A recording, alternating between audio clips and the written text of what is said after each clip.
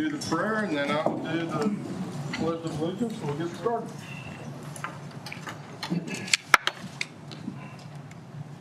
Father God, I come to you with praise and thankfulness.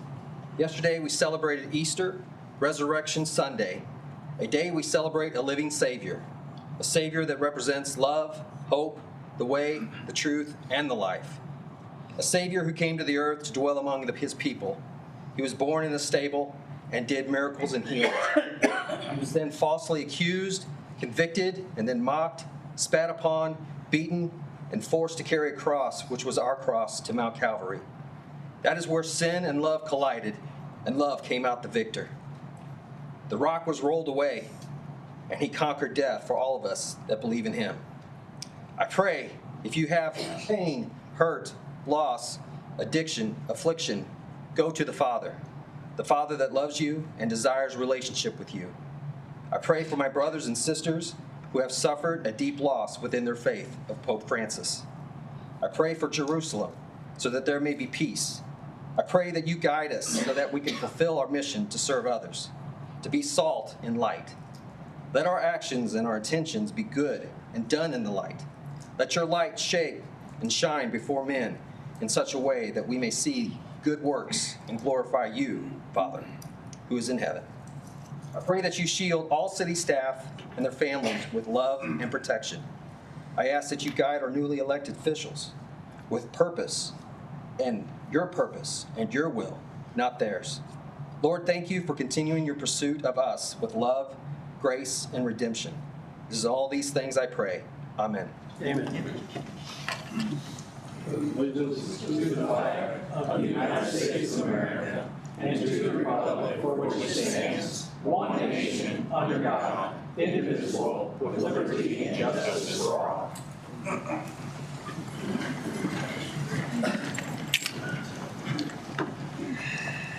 All right, welcome.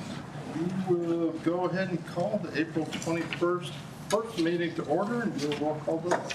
Callers. Present. Robinson. Here. Joe. Here. Lester. Here. Michael. Here. Neely. Present. Schwartz. Spencer. Here. Spicer. Young. Present. We have a quorum. For folks that could not hear in the audience, Councilman Spicer is online, so he will be participating from a distance, but that's the arrangements that we've had, so we appreciate you being with us, Councilman. That will take us to item 3, adoption of the agenda.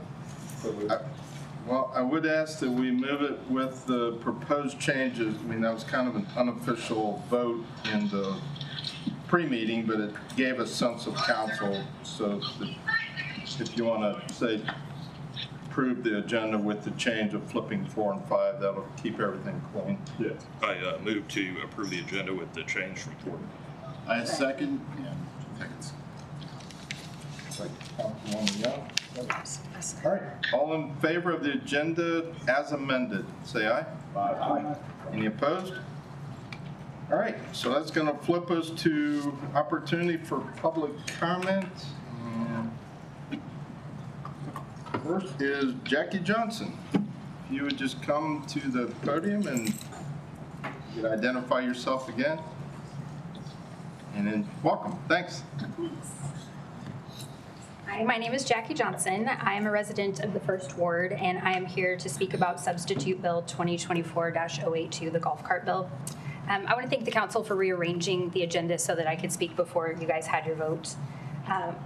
Please take a moment to consider how much time has been spent discussing this golf cart ordinance. There have been committee meetings, council meetings, email, other correspondence in between. Local news has covered the story multiple times. I spent part of my Sunday evening writing this. Let's think about how many people have been involved in all of those discussions and the value of their time and their expertise. And then remember that we're really trying to solve a problem that was brought to the council by a handful of people and will probably only benefit a few.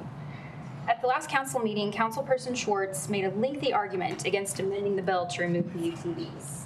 And Schwartz mischaracterized Councilperson Leichel's position to say it's more important for government to have this right than the actual taxpayers that pay for the roads you're driving on. Taxpayer funds pay for a lot of things like fire trucks and police cars, but we can't all drive them. We aren't allowed to run amok at schools or in the airport or in City Hall, despite our taxes helping pay for these things. And really, it's kind of gross for the my taxes pay for argument as a city council member. In addition, this is an example of a false equivalency. That's a type of logical fallacy. In the best circumstances, it happens because of a misunderstanding. I feel like in this case, though, it's being used deliberately to treat two things as equivalent when they are not. Another example would be Councilperson Spencer saying that using a golf cart will keep people from driving a half-ton truck, and it helps the environment. It implies there are only two options, drive the golf cart or drive the truck, and we know that isn't true. I think it's pretty clear the environmental angle is probably disingenuous, since the same ordinance includes gas-powered UTVs for now, because it didn't change, and the argument is that these vehicles are going to be used for short-term travel within or between neighborhoods. Another more obvious example of that false equivalency was the argument about that when it was being discussed about whether the ordinance should be amended to remove the UTVs, and there was a long discussion about whether scooters were inherently more dangerous than the golf carts or the UTVs. It came down to personal opinion and whether one opinion carried more weight than the other. I feel like if we had really gotten into the facts, it would have kind of dismantled that false equivalency. The journey of this ordinance has been really interesting, the fact that we're talking about it tonight. It was on the informal agenda purportedly so that we could get some more information, but then at that next meeting there wasn't a lot of detail provided, specifically things about like the fiscal impact for doing the inspections and issuing the licensing that would be required. So it was a little weird that the vote kept getting postponed. It kind of gave the impression maybe we were hoping for a full house. When the vote finally did happen, to kind of quote Councilperson Spencer, you all lost. I hope everyone in Jefferson City takes note that Schwartz flipped his vote to try and get a more favorable outcome on a second try, which is tonight. I urge the City Council to let this ordinance die with tonight's meeting. It's trying to solve a problem that doesn't really exist, and I'm empathetic it would benefit a few people, but it's really probably going to just be a few people, and it will probably create more problems in the future. I understand that tonight is the last meeting for several of our council members. I kind of expect at least one of them to say maybe some unnecessary or unhelpful things while they still have their platform. I hope they don't. I hope they remember that even though this is the last chance, that we all still see them for who they are. Thank you very much. Next speaker, Mr. Holtzneeder.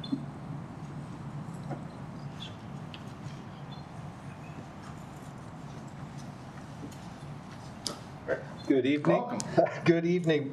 Luke Holtzneeder, President of the Jefferson City Regional Economic Partnership. Here tonight in support of the city's housing incentive bill. As you know, housing availability continues to be one of the most significant barriers to economic growth for this community. Our employers have some tremendous opportunities for expansion. We have jobs waiting, but quite honestly, without more housing, we simply can't support the workforce needs that we need in order to grow as a community. So this $5,000 per unit incentive, it is not a silver bullet, but it is a meaningful and immediate step in the right direction. This incentive is action that can be taken today. It jumpstarts the momentum that signals to developers that Jefferson City is serious about solving some problems. It also gives them a reason to prioritize building right here in Jefferson City, and I think it also motivates them to do it quickly. The return on this investment begins almost immediately in permit fees and sales tax during construction, just general economic activity. The long-term benefits to our tax base and our community's health are even greater. Every new occupied unit strengthens our local economy, it expands our tax base, and it reinforces Jefferson City as a place where people want to invest, live, and work. Thank you for your time this evening, and I'm excited to start to make some real progress on the housing issues in our community. Thank you very much. Our next speaker, Harper Brand. Did I get it right? Harper Bland. Bland, well, Kind of food you wouldn't eat. if you could identify yourself, thanks for being with us.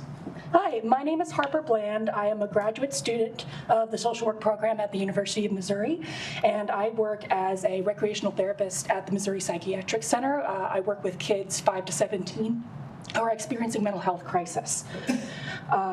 Jefferson City has the privilege of its citizens, on average, reporting less poor mental health days or mental health crisis than other cities in our state. Yet, as a state, we perform poorly when compared to others regarding mental health need and services provided to our people. And now an essential mental health crisis prevention service may be at serious risk. Certified community behavioral health clinics, such as the Community Health Center of Central Missouri here in Jeff City, may be endangered by upcoming restructuring plans from the United States Department of Health and Human Services. CCBHCs became a major contender in providing mental health care services to Missourians across the state in 2017, following the CCBHC Medicaid Demonstration Act. They provide 24/7 crisis services, comprehensive behavioral health services, and care coordination. The Missouri Behavioral Health Council reported in 2024 that CCBHCs have decreased both emergency department visits and hospitalizations by over 40% for Missourians statewide. And additionally, they've exceeded all of their goals for completing suicide risk assessments with both youth and adults, as well as following up with youth and adults after being hospitalized for reasons of mental illness. In my work, I see so many children from Jefferson City on Medicaid who come through our doors. They come from emergency treatment, for stabilization, for medication. They may need these services following the detrimental impacts of COVID to the mental health of people across our city. So many children continue to suffer with mental illness and suicidality, and the loss of CCBHCs would be devastating to our children.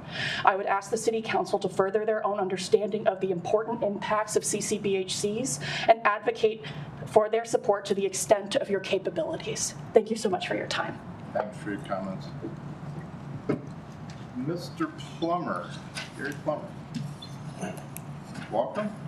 You would just Thank you, Mayor. identify yourself again. Speak to you, members of the council. I'm Gary Plummer. I'm the president and CEO of the Jefferson City Area Chamber of Commerce, which represents almost 1,000 area businesses and professional organizations. I'm here to speak to the housing incentives issue that's on your agenda. I moved back to Jefferson City almost 4 years ago to this day, and as we were looking at a plan for the chamber, workforce development quickly emerged as one of our members' top priorities. Housing development and population were both trending in a negative direction. Much like President John F. Kennedy's commitment back in 1960 to land a man on the moon by the end of that decade, the chamber came out with a statement at that time, about 3 years ago, saying that housing needs to be the moonshot issue for Jefferson City. But we all need to pull together in the same direction, make something happen. We've seen a lot of positive reaction to that theory and even some positive momentum since then. I want to thank Mayor Fitzwater after his election in 2023 for declaring the goal was to raise our population to 50,000 people. Your new city administrator has said it very effectively on numerous occasions that this community needs to treat housing development just like we have treated traditional economic development in the past, and that includes including incentives. We think the plan that's before the council tonight has a lot of merit. We view it as an investment that will pay the city much more in dividends down the road, greater than the investment represents. That includes new sales tax revenue, new property tax revenue, and overall economic activity in our area. Now, I understand the importance of investing in infrastructure, but to be honest with you, I haven't had a single employer in the last 4 years tell me that he or she believes that it's potholes that are keeping people from moving to Jefferson City. They said it's all about housing because they need that housing in order to attract the talent that they desperately need to grow. So we're not asking you, however, to make a choice tonight between infrastructure and housing. I think they can both complement each other and show a tremendous return on your investment in the future. We urge you to support this incentive issue later on the agenda with your vote tonight. Thank you very much. Thank you very much, sir. Those are all the folks who we had signed up for item number 4, so we're going to move to item number 5, which on your printed materials, item number 4, miscellaneous agenda items. Item A, which is reconsideration of substitute bill 2024-082. Ordinance of the City of Jefferson, Missouri, regulating the operation of golf carts and other utility vehicles on city streets. Entertain a motion, Councilman Schwartz. Yeah, having voted on the prevailing side, I move to reconsider the vote on substitute bill 2024-082. We have a motion. Is there a second on that? I have a second, but with an amendment. I would like to have this bill have a 90-day delay. Are you seconding getting it on the table? Yes, I'd like to get on the table All right. and amend it later then, right? Yes. Okay, very good. All right, we've got a motion and a second to reconsider substitute bill 2024-082. Any other comments on that? Councilman Spencer. Yeah. I do appreciate staff's work on this bill, as I've stated before. I would just encourage my colleague, Councilman Ewing, to vote in support of this. You know, at last meeting, you said you had 33 yays to support it and 1 no. So I hope that you would reconsider that. It was the opposite. But that's not what you said. 33 not in support. 33 yay. Okay. Opposed. That's. I'm sorry. If you're recorrecting that now, that's. No, I think you misunderstood. No, I didn't. You didn't? No, it's Okay. in. It's on YouTube. If that's incorrect information, then I'll withdraw my comments. Okay. I'd like to amend it to where there's a 90-day delay before it's enacted to give staff a chance to integrate this into our codes instead of it being effective immediately. And if there's any changes that need to be made that make sense for the unique nature of Jefferson City, that they have the opportunity to be implemented instead of this just going straight to law and going before Public Works and Planning review once they've made their changes. So you're asking for an amendment to the substitute bill. Is there a second to that amendment? The only thing that is up is the motion of reconsideration. It needs to be reconsidered before any amendments can be taken up. So I would see Mr. Councilmember Hazelton as a comment in preparation of further debate, but the attempt to amend prior to reconsideration is not in order. So, I will withdraw that then. Appreciate that Wait for comment. this yeah. So the only thing on the table and can be on the table is the motion. Reconsideration of the substitute bill. Any other comments on reconsideration of the substitute bill? Councilman Lester. On reconsideration? On the bill. I'm On concerned. reconsideration or the Yes, bill? on this bill. On the merits of reconsidering or On the merits of this bill, yeah. And my comments are I don't see any reason for the bill, to approving this bill. My understanding of the current situation is, yes, there are some uses of these vehicles, but they're not causing any problems that I've heard of from the police or anybody else. All the comments I've gotten, with the exception of one, I think, was against this bill, the passage of this bill. I don't know why we would be putting in place regulations when there doesn't seem to be a need for those regulations. And so I'm definitely opposed to this bill. Other comments? Mr. Mayor, I'll comment, but wait until the bill's actually up. All right. Okay, what you have before you is a consideration to reconsider substitute bill 2024-082. We're going to do a roll call vote. Allers? Hazelton? Aye. Job? No. Lester? No. Michael? Nope. Mealy? Schwartz? Yes. Spencer? Aye. Spicer? Young? No. Spicer on? He's on pause.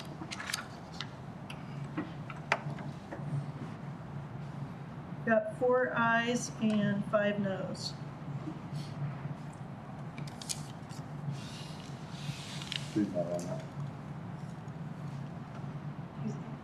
He's like paused it or he's lost connection. I can't tell. Okay, we've got 4 ayes, 5 noes, Correct. then reconsideration fails. Right, item 6, public hearings. There are none. Item 7, appointments by the mayor, none. Item 8, presentations from staff consultants, invited guests, none. Item 9, announcements by mayor, council, and staff. We'll go through item 9A. I don't know that there's any comments by committees. Is that accurate? Item 9B, we've already called it, I'm sorry.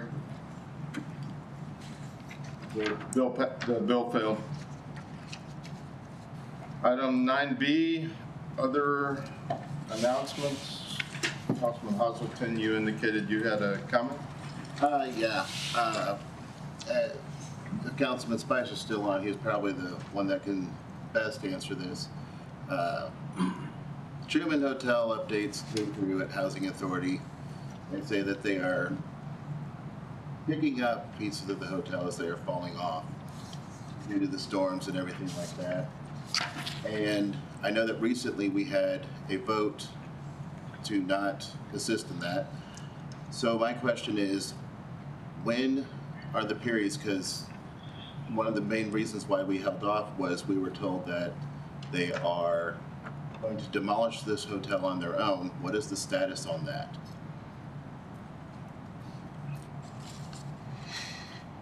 Spicer, are you there?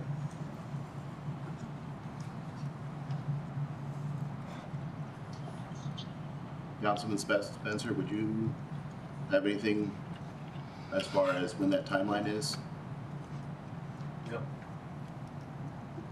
I wouldn't have any information on that. Is there still intent that they are going to bring that down on their own? You'll have to ask Mr. Pure. All right, very good. I just wanted to know what to report at the next meeting. Thank you, Mr. Mayor. Okay. All right, takes us to item 10. I'm sorry, no one else indicated they had a comment. Takes us to item 10, consent agenda. So moved. Second. Motion is second on consent agenda. All in favor say aye. Aye. Any opposed? Like the ayes have it. Item 11, bills introduced 2024-096. An ordinance of the City of Jefferson, Missouri, amending the 2024-2025 budget of the City of Jefferson, Missouri by supplementally appropriating additional funds from the general fund. I would remind you there's a check mark there, Ms. Pierce. Thank you, Mr. Mayor. This is a supplemental appropriation for $835,000 in additional funds from the general fund, a portion of which would be spent on police vehicles and equipment, a portion on street overlays and repairs, and a portion on airport chip repave. This was something that was brought forward by Councilman Schwartz, but I do want to let everyone know that once we finalized the audit for FY24, we ended up with a 19.21% balance. That left estimated unassigned fund balance over the 17% of $909,258. With this particular appropriation, if it were to pass, the remaining percentage would be 17.18%, and the portion of unassigned fund balance over the 17% would be $74,258. I'd be happy to answer any questions. Questions, comments?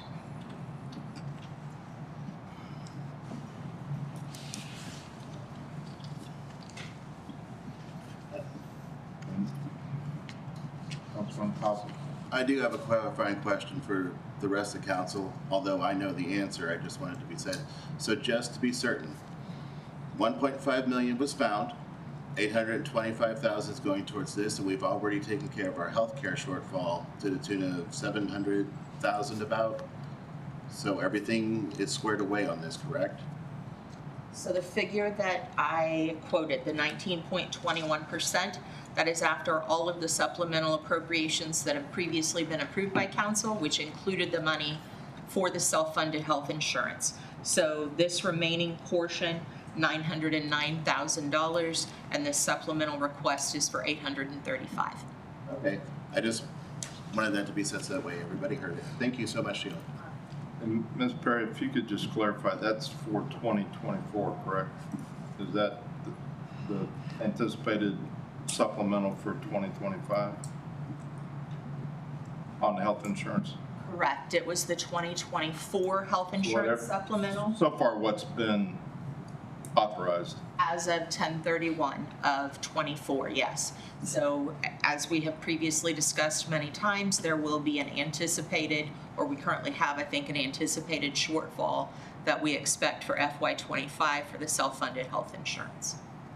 And at this point, it's too early to tell what that number would be, but we wouldn't expect it to be really less than what we had for fiscal year 24. Councilman Lytle and then Councilwoman Jobe.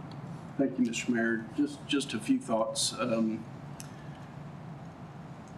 We just had several budget meetings talking about budget and the needs, potential needs, future needs, shortfalls.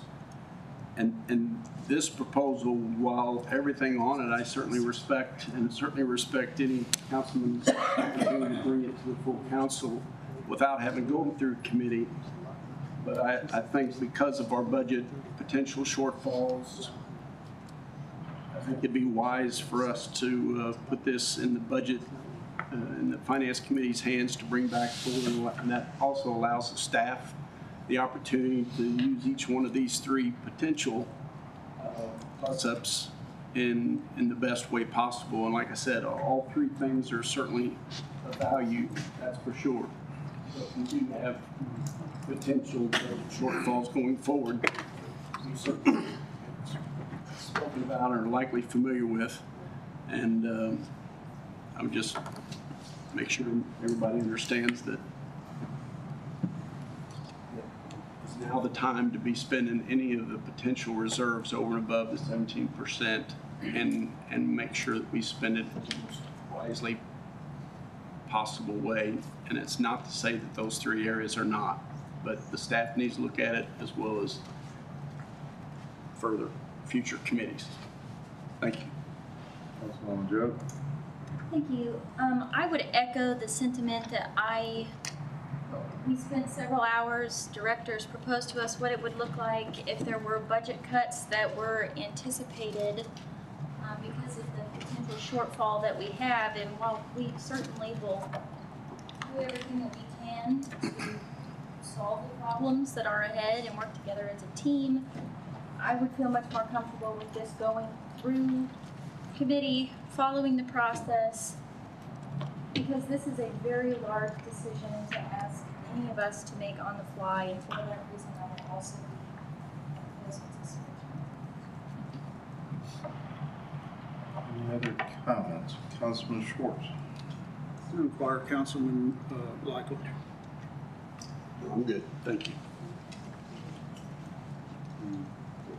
Except their inquiry. Not shocking. Well, I don't need an inquiry just to say that Councilman Lytle wasn't at a single budget meeting, not one.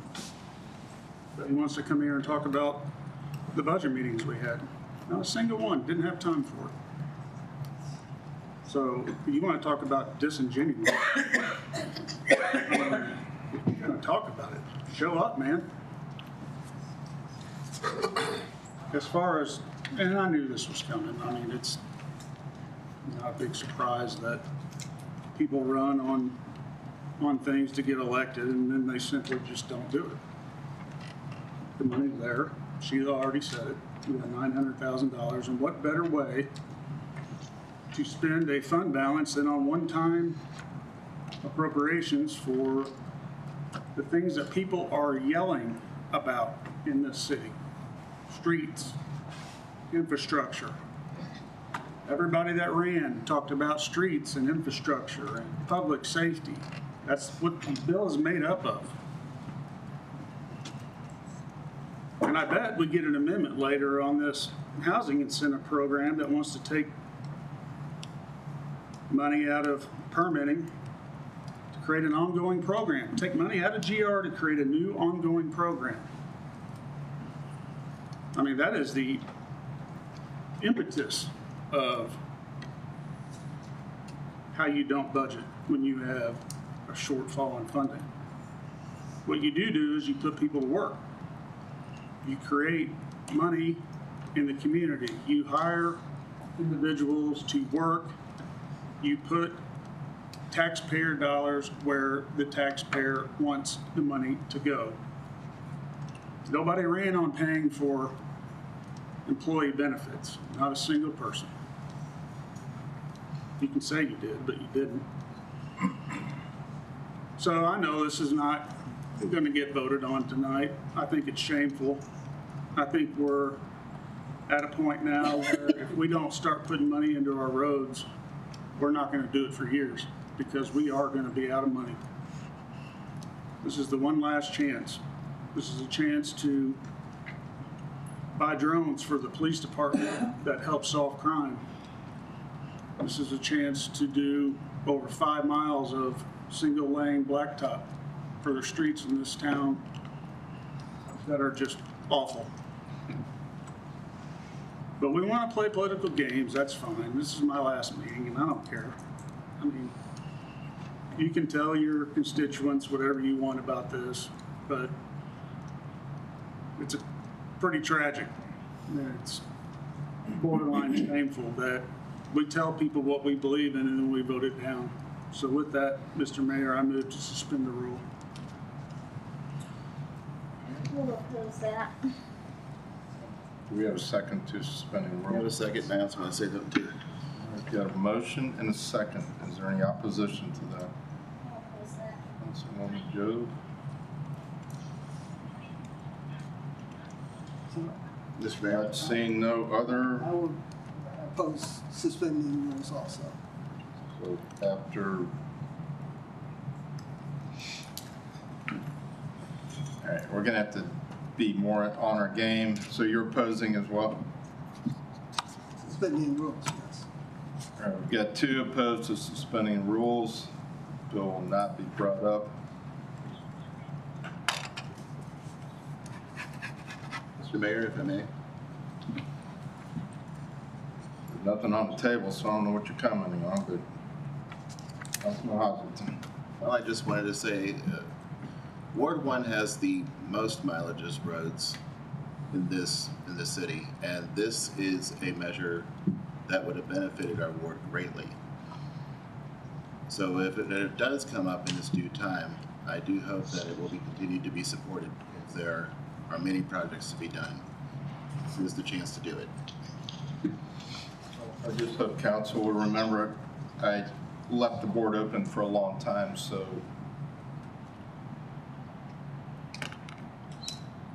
due diligence as we move forward throughout this year. Going to item 12, bill pending, May 2024-091. An ordinance of the City of Jefferson, Missouri authorizing a supplemental appropriation to the Jefferson City Police Department, amending the 2024-2025 annual budget and authorizing the expenditure of such funds. Chief Wildy, happy birthday and welcome. Thank you, Mr. Mayor. As the clerk stated, this is a request for a supplemental appropriation from our donations reserve account in the amount of $5,681.44 that will be used towards the purchase of surgical instruments, a microscope, a washer and dryer that is used for medical use, and that will be utilized for the care of animals. So I'll be happy to answer any questions. Any questions on 091? All right, we're going to go to a roll call vote. You have 2024-091 in front of you. Hazelton, Aye.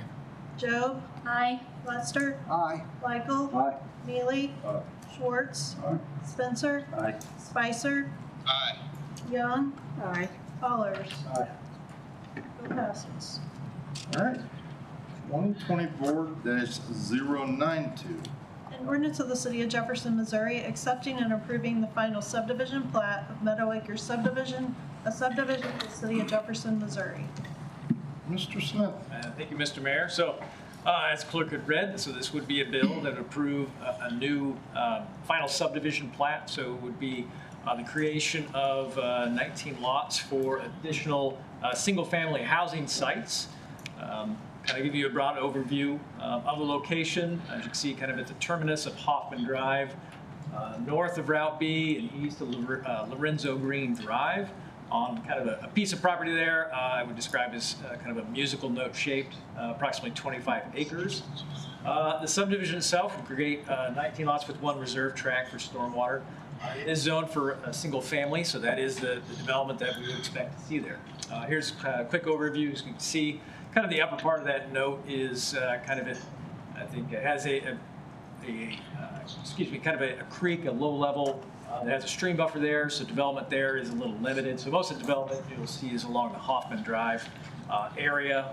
There's a few flag lots along that area that are coming off of Hoffman as well. A little closer up view. And there is one thing to note, there's 19 lots. There is one existing house on there that would be renovated, so 18 new housing and 1 existing house on one of the lots. And it is consistent with the preliminary that was reviewed and approved by the Planning and Zoning Commission, and they did vote to recommend approval of the plat. And I didn't see if there's a representative from the developer here tonight. No, I don't think so, but we will actually talk about this subdivision plat a little bit later on during the housing incentive, as it is one of those that's included within that proposal. So with that being said, I'd be happy to answer any questions. Questions on 2024-092? All right, you have 2024-092 in front of you for a roll call vote. Joe? Aye. Lester? Aye. Michael? Aye. Neely? Aye. Schwartz? Spencer? Aye. Spicer?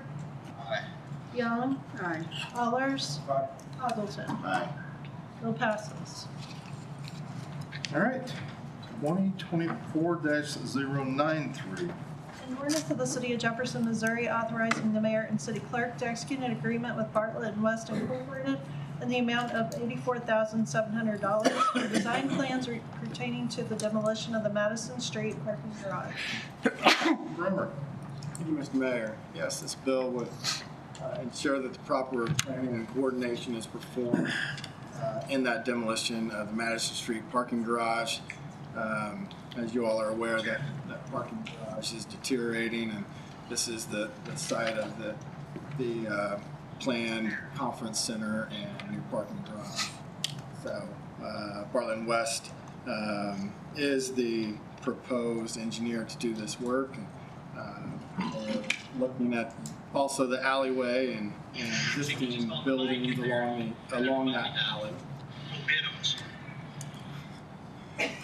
Ensuring that the proper protection is made with those existing facilities and buildings. Any questions? Questions on 093? All right, you have 2024-093 in front of you for a roll call vote. Lester? Aye. Michael? Aye. Neely? Aye. Schwartz? Spencer? Aye. Spicer? Aye. Young? Aye. Allers? Hazelton? Aye. Joe? Aye. Bill passes. All right, 2024-094.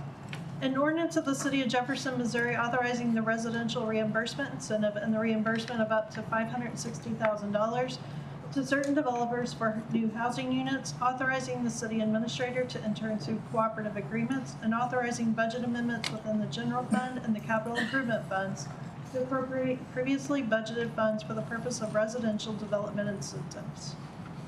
Have you make general comments, Mr. Smith, and I think there is a proposed substitute, but if you would just kind of give us some background. Yeah, absolutely, and I'll probably touch on the substitute bill if that's okay, just in passing with some of the information that I've got in the presentation here.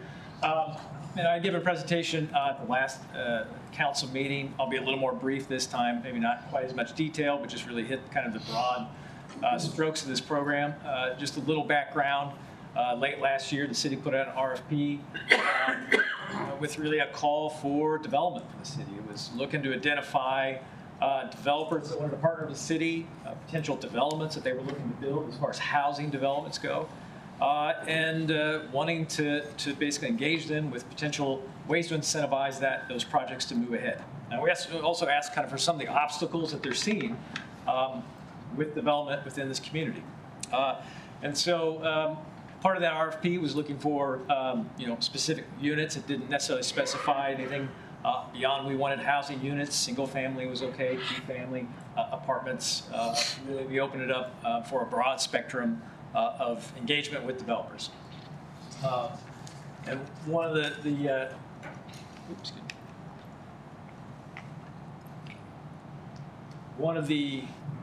we can go ahead and advance the slide.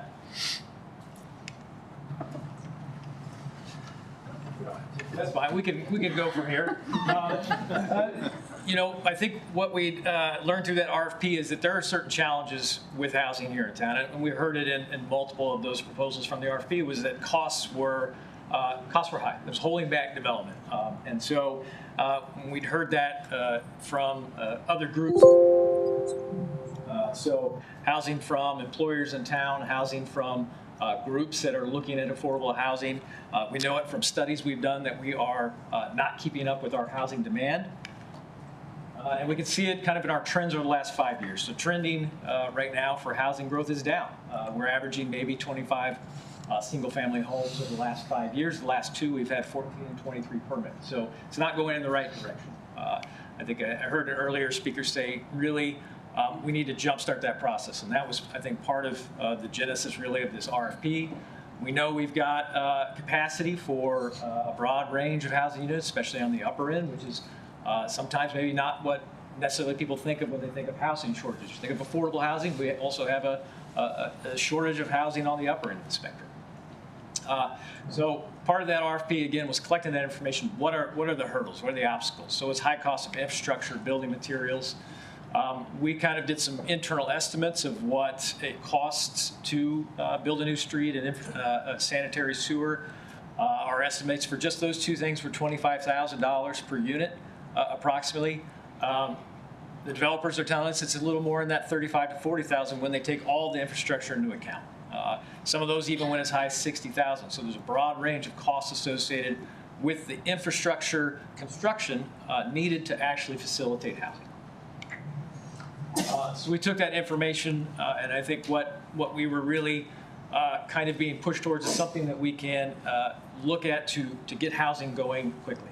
And that was really the thoughts behind the incentive program and payments to developers for actually delivering housing within the city.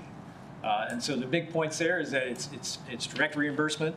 Developers that want to partner with the city, $5,000 per unit after we have the certificate of occupancy that ensures the city was built, or excuse me, the house was built and inspected by the city for compliance with all building code. The first round that we're looking at, we identified 6 developers that were part of that RFP that have reached out and said, yes, we would commit to entering agreements with the city to build a certain number of housing structures within a certain amount of time. And we were looking at about a 2-year window, especially those with infrastructure is really needed to give them the opportunity to build the infrastructure needed for the housing. So we did, these are the 6 developments.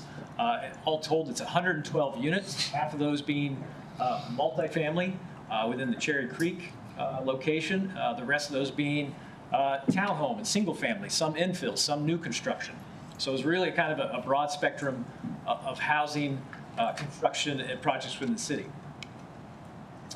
Some of these you've seen. One of those is the Savannah Place subdivision that is committed to 25 units construction by the approximately 2-year time frame. The one we looked at tonight, Meadow Acres, another single family development that would have 18 new single family and 1 rehabbed, bringing a house that was not occupied back online. And we touched on this a little bit too. There are, of course, some challenges and concerns with a program like that. It does require some infusion of capital from the city in order to incentivize this program and really bring in, I think, the interest from the development community. We do intend to kind of keep track of this as we go along. Really, the goal here is to reverse that trend that we saw within the permits from a downward kind of trending to an upwards trending. Something that's a little more sustainable, we think, with the housing demand that we have right now. One thing I would just talk about in addition to the benefits is some additional information that we put in your packet was just kind of really trying to capture, I think, the broad financial incentive that comes with new construction within the city. So working with our JC rep partners, we looked at basically the fees and other income that we would collect in revenue from the construction of these new houses. In all, looking at all the 112 units we had, it's approximately $360,000 that we would collect through the permitting of that process. But looking forward to what that would mean long-term for the community is probably $118,000 in basically property tax and other taxes that we collect on a year-to-year basis. Essentially, if you looked at everything, all 112 units as being something that was incentivized through the program, it would be and I think I heard Mr. Holzheimer mention it earlier, was about a little less than a 2-year return. And again, that kind of is a broad brush. Obviously, you know, there's some of those housing that would be constructed otherwise, but I think it's a really good illustrative model to show that housing does return a certain amount to the community. Any of those housing that we're incentivizing to come online a year or two early is only going to, I think, increase that return to the city. With that being said, there's some additional kind of community-wide benefits as well from additional tax base that would be created through the additional housing. The estimate there would be over a 10-year window, approximately $4 million. Again, it's not necessarily meant to be exactly what would be returned in this regard, but I think it kind of illustrates a lot of the benefits for every single housing unit that we would build in any particular year that maybe wouldn't have been built if not for this incentive.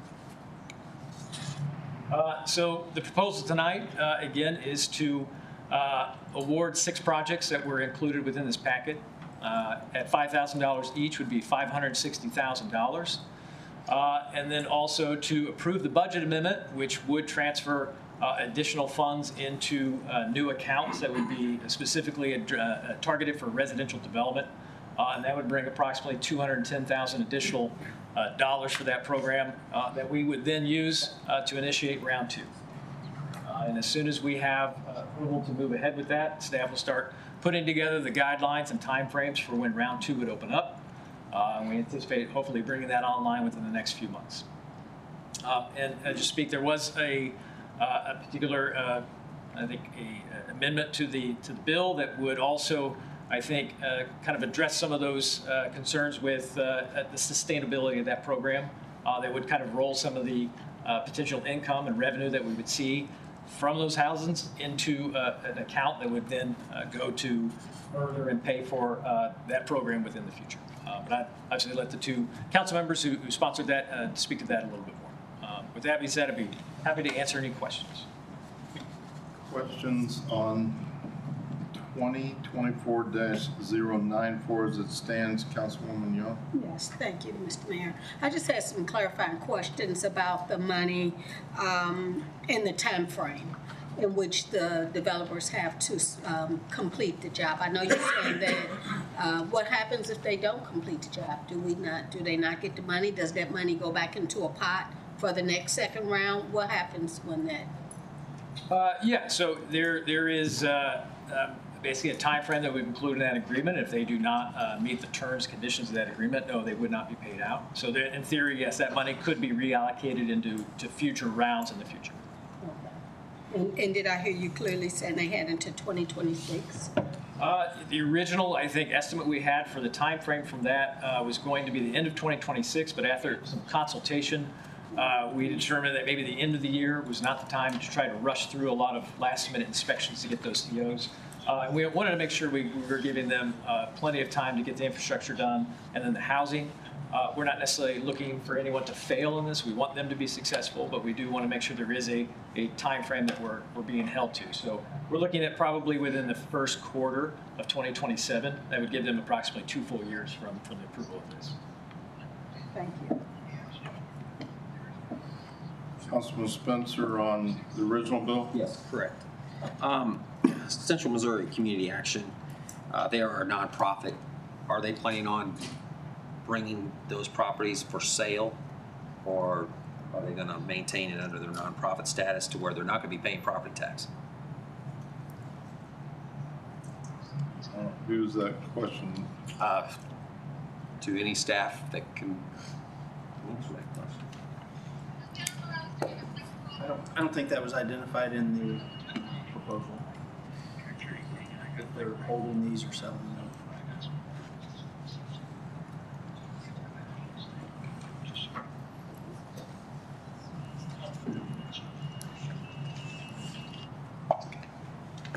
Councilman Wheeler? Thank you, Mayor. On 094? Yeah, correct. There's a couple of questions I have for staff. The cooperative agreement for residential. Who are you? Yeah, I'm going to read it. I can ask. Who are you aiming it to? Probably Mr. Smith, I would think. He's introduced the bill or talked about the bill.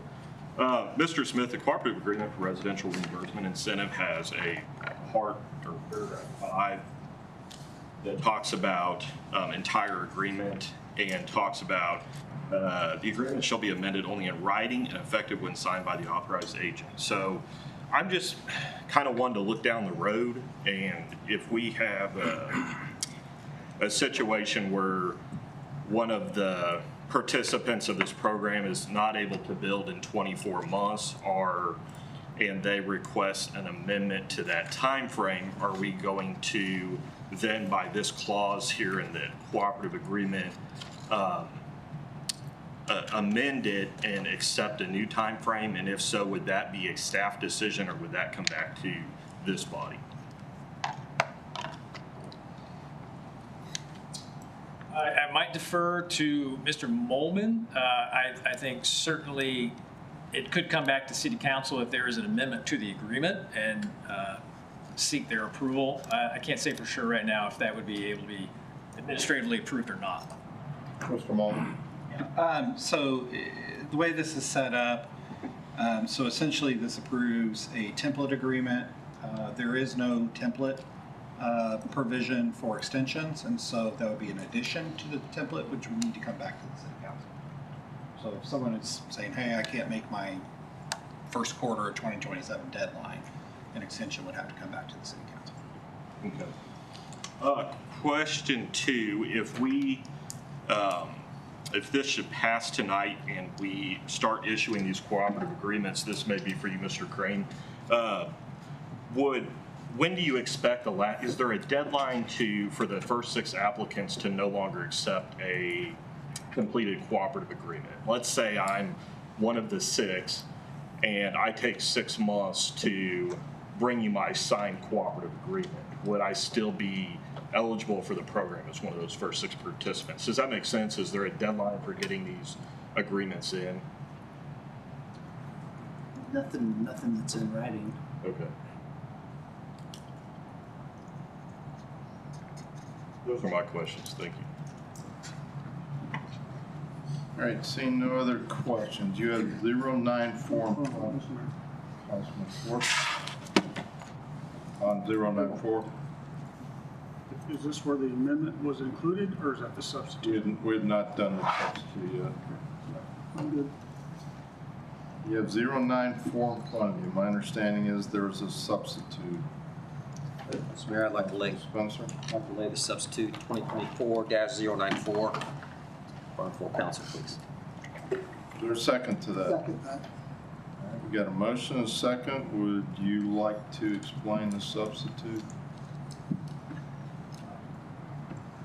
Councilman Lester's approach, so I'll let him do. So the substitute is basically the original bill plus another paragraph in there to set up a mechanism so that we have funds that are generated from this process coming back into a special fund to sustain the incentive program.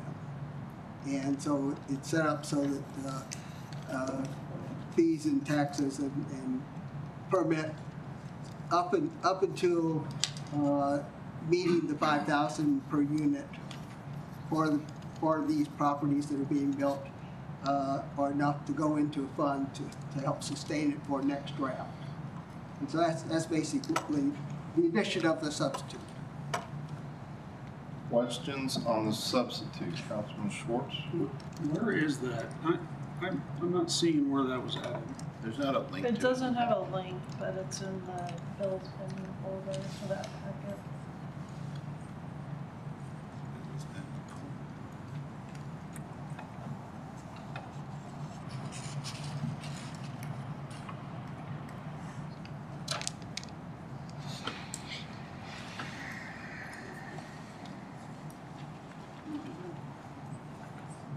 If you go to the council packet for the first meeting, there's a bills pending folder.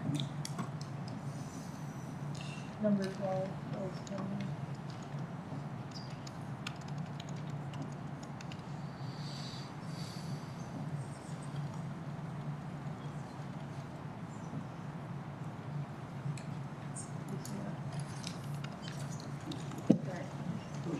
Where is the substitute change at?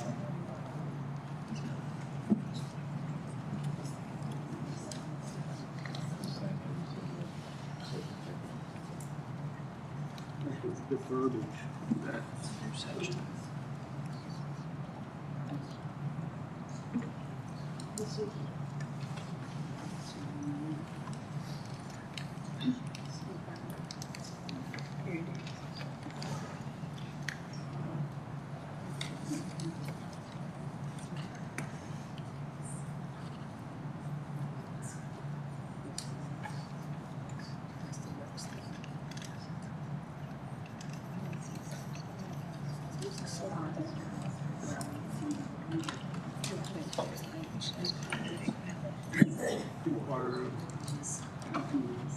Did you find what you're looking for?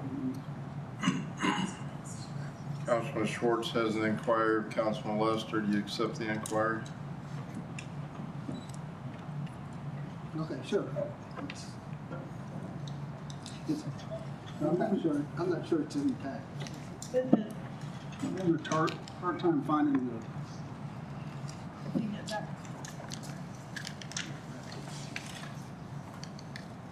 So there's, says, Here. Yeah. Yeah. That's the substitute. oh, But you'll have to say what parts.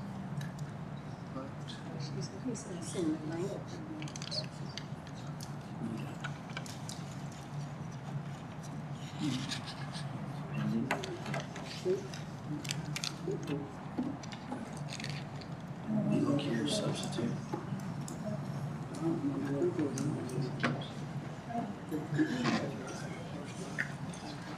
Section 5. 5's been added.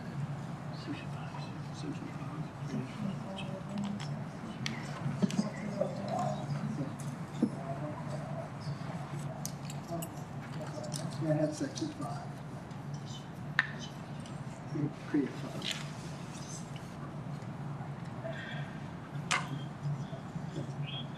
You have the language. So you've got an inquiry with Councilman Lester? All right, Councilman, I found it.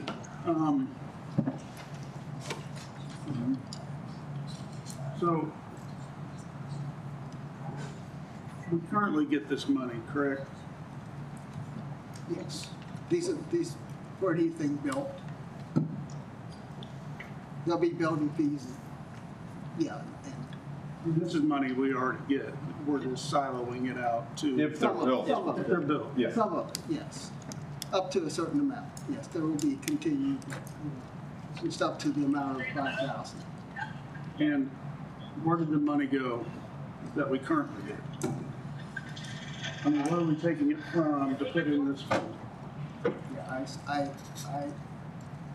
staff would have to answer that. I assume it goes into the general fund, but staff would have to answer it. So if you're talking about section 5 of this bill, it is building permit fees go to the general fund.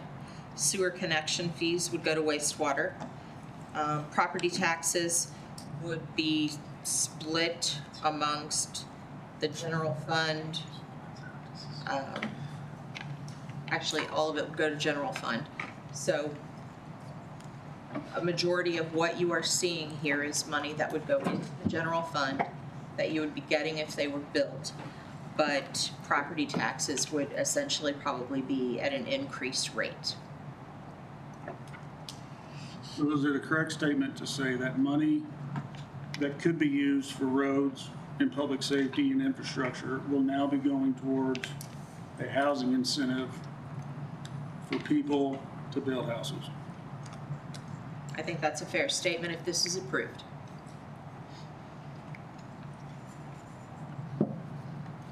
But it is a program to incentivize. Well, this is not a, I know what it does, Councilman. I just. you have a comment, Councilman Lester? I mean, I'm finished with my inquiry. I just. Councilman Lester? I'm just going to comment that the funds go in only if the houses are built, and it's an incentive to build these houses. And yes, normally it go into general funds, but houses have to be built, and this is to incentivize building the houses. And money beyond what is $5,000 that's going into the special fund will be generated by the building of these houses. That's my only comment.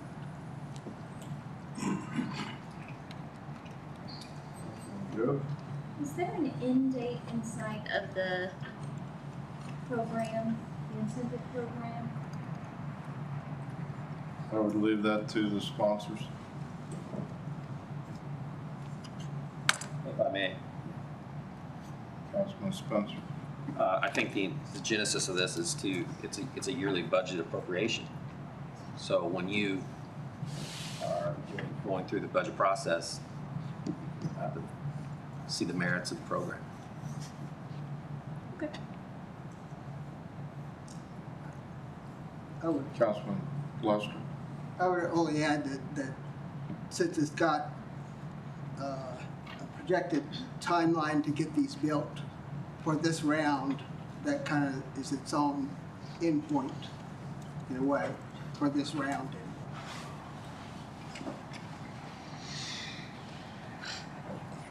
Do we have, I don't know who I'm asking, but do we have an estimate of how much money this is going to produce?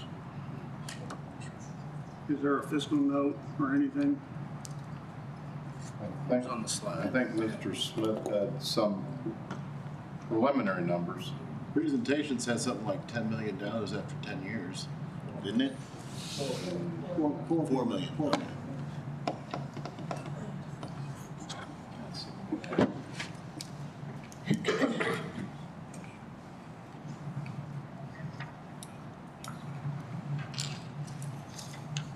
So that would be in some of the fees, but not necessarily, that probably includes additional fees than what the bill change is capturing. I think the bill change is capturing permit fees, sewer connection fees, and property taxes. That number also includes some additional taxes, but if you were to subtract that out and figure that, then it'd be probably less than 1.5, but it's probably somewhere in that neighborhood. Over 10 years. About 150,000 a year. Sheila. So we established in our budget meetings that over $4 million to date has went to supplementals for healthcare. Now, this plan takes another 1.5 out of the general fund for another incentive. So is it an accurate statement to say that over $5.5 to $5.6 million have been taken out of the general fund, which could have and probably would have went to roads and public safety and infrastructure? But before you answer that, I think it puts money in. It puts 1.5 in, not take it out. Yeah. It brings it in and puts it in a fund to be used for the program. No, just up to paying back the initial investment. But it's an ongoing program, so there's gonna be more of that. There's gonna be more programs. Yeah, potentially up to around 500,000. So you put in 500,000, $1.5 million If return. these houses were built without the incentive, all that money would be going to the general fund.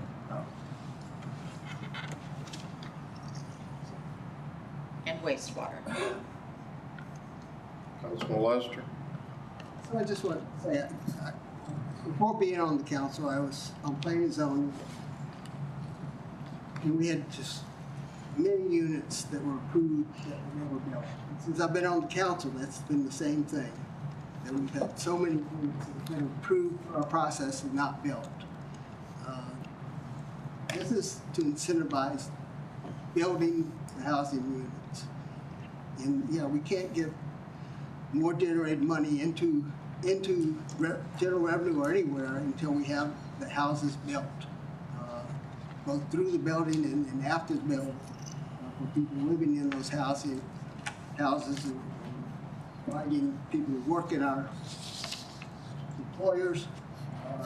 So this is a generating program for revenue for the general fund, not as I see it, not for taking away. So it's a carrot that incentivizes follow through. Wait a minute, we're not in a conversation. If you would like to speak, please ask. I've been very generous to allow people to speak. Councilman Hazelton, do you have a comment? I just wanted to reiterate, so it's basically a carrot that incentivizes follow through for developers.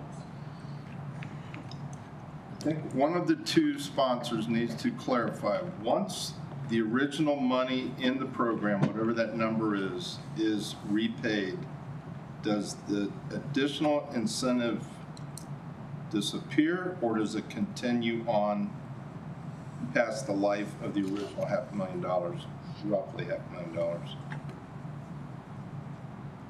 I'm going off the council, so I do not want to handicap a council member that has, being a co-sponsor. My intent would be that it would be dollars generated to keep the program going on until the council pulls the plug. That's not what I heard from this side. When the money is replenished, the $500,000 or whatever the number is, does the additional extraction of dollars cease, or does it continue?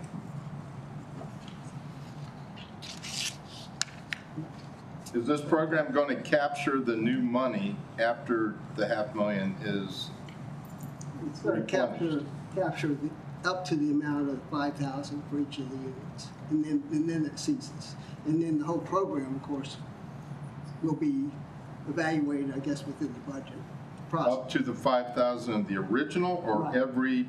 Up to the 5,000 of the original. And we're talking about this round here, and then if we have a future round, it will be the same, but it's only up to that amount. Did you have a comment, Mr. Crane? No, I was just gonna say, the way we understand the substitute is that we're capturing those funds to pay back those funds that are used to start the program. And then once those funds have met the 560,000, if we do all 112, then it's paid for itself. And then it'll go back to its normal avenues that are in the general fund. Which somewhat answers Councilwoman Jobe's question that it self-regulates itself. Once it is replenished those dollars, then council would have to say, this has been really good, we want to extend it, or we put the kindling on the fire's rolling, and we don't really need additional kindling. But that's a council decision. Councilman Mealy? Thank you, Mayor. One last quick question for maybe Mr. Smith. The part of the income identified by staff in this program is fees, like permitting fees, sewer fees, and things like that. You know, it's my understanding that it's either state law or state constitution prohibits a fee from doing anything other than recouping the cost of the work to perform the service. So could staff elaborate just a little bit on why we would put fees into an income bracket?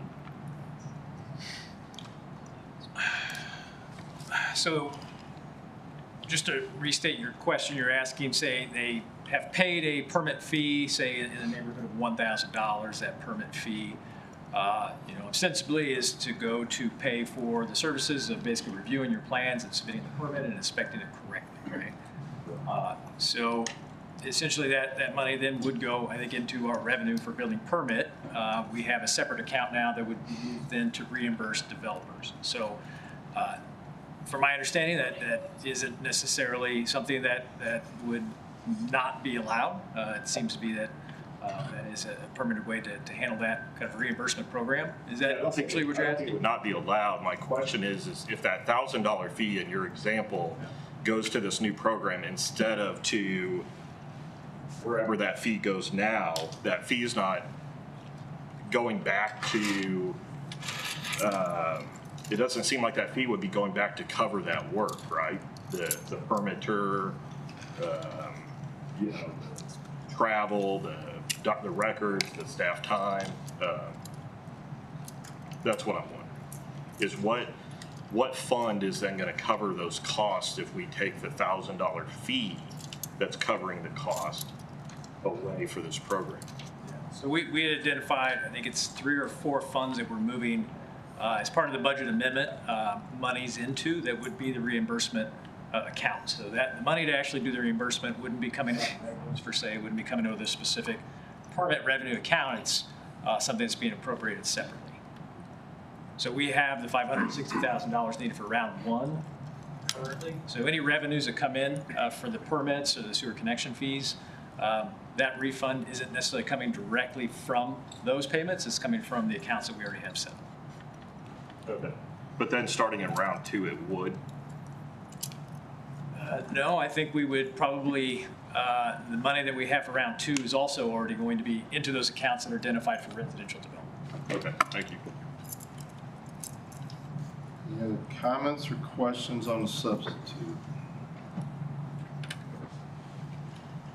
All right, you have substitute 2024-094 in front of you for a roll call vote. Michael? Aye. Mealy? No. Schwartz? Pass. Spencer? Aye. Spicer? Aye. Young? Aye. Allers? Aye. Hazelton? Aye. Job? Aye. Lester? Aye. 8 ayes. Substitutes adopted. Councilman Schwartz is on that. 8 ayes, 2 noes. All right, by a vote of 8 to 2, the substitute passes. So now you have the substitute on the table for discussion and action. Any other questions on substitute 2024-094? I'm going to do a roll call vote on passage of substitute 2024-094. Mealy? No. Schwartz? No. Spencer? Aye. Spicer? Aye. Young? Aye. Allers? Aye. Hazelton? Aye. Job? Aye. Lester? Aye. Michael? Aye.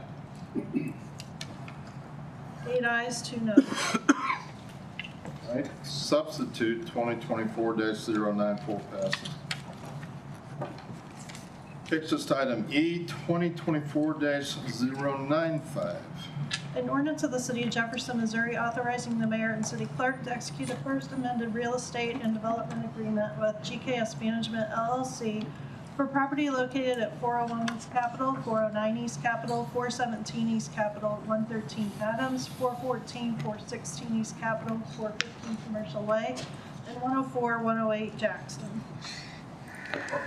Mr. Smith? Thank you, Mr. Mayor. So what we have really is a substitute agreement. We had an agreement executed previously with GKS for the properties that are shown on the screen.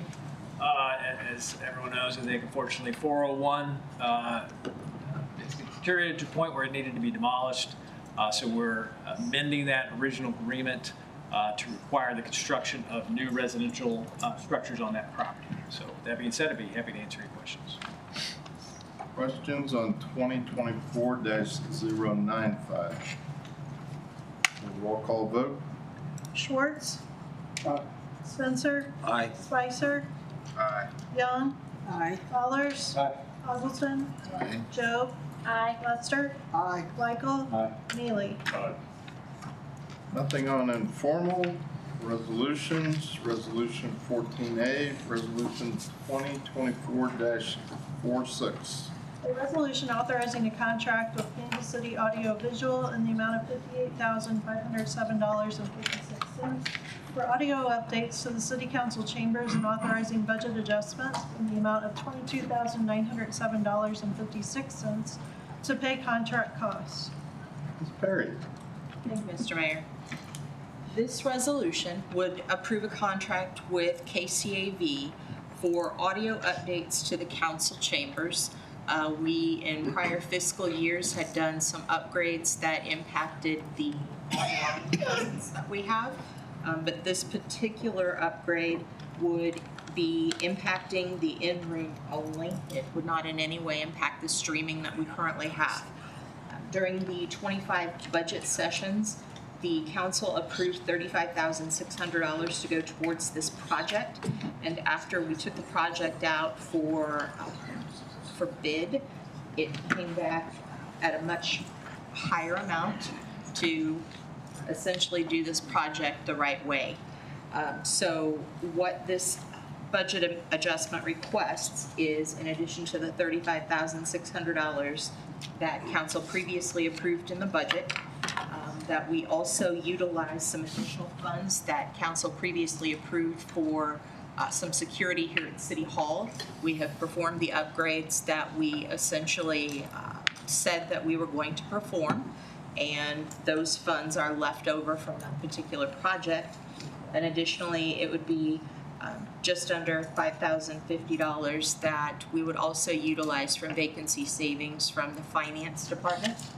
I have a position that is expected to be filled May 27th, and so we will have some additional funds there that we could also put towards this project. But again, this project would be dealing with a company that specifically deals with audiovisual. It would improve the room experience, both of the council and those in the audience. And so we request at this time that you approve the contract and the budget adjustments to move forward with this upgrade and update. Before I ask for comments, does someone feel comfortable putting this on the table? It's a resolution. Mr. Mayor, I move forward to it. I'll second that. Councilman Allers and was it Councilman Lightman? Second. All right, you have resolution 2024-46 on the table. Any comments or questions? Councilman Lester, you and I are probably the only ones here that remember the old microphones. And by the way, that's what these will go back to. Absolutely. Is an upgraded version. And I remember to turn it on and off. There will not be that concern. I think these are automatically recognizing voice. There will be one at every council seat at the 3 on the diocese, and then we'll have some for staff as well. And Councilman maybe Lester's got. Councilman Allers can then hear. You're still not done, Councilman. You have the floor. My only quick, as I understand what was in our packet, this new system will be set to work with the current one. Is that correct? Yes. And I only. So when we utilize the speaker here that kind of separates the two pieces of the room, there was some feedback issues that we have continued to have on an ongoing basis. So this would also allow speakers that are above your heads right now that had to be turned off because of the feedback to be turned back on and utilized. We'll provide speakers in the audience section as well. So it should be a dramatically different experience in the council chambers. We've vastly improved the online, but the council chambers has definitely suffered from that last upgrade. And it will be thoroughly checked out in a real setting when, I mean, before we've paid everything off on it with this time. Unfortunately, we did that the last time, and it was a work in progress, and it just has never gotten better. That was one of the reasons that we decided to go specifically with a company that deals with audiovisual.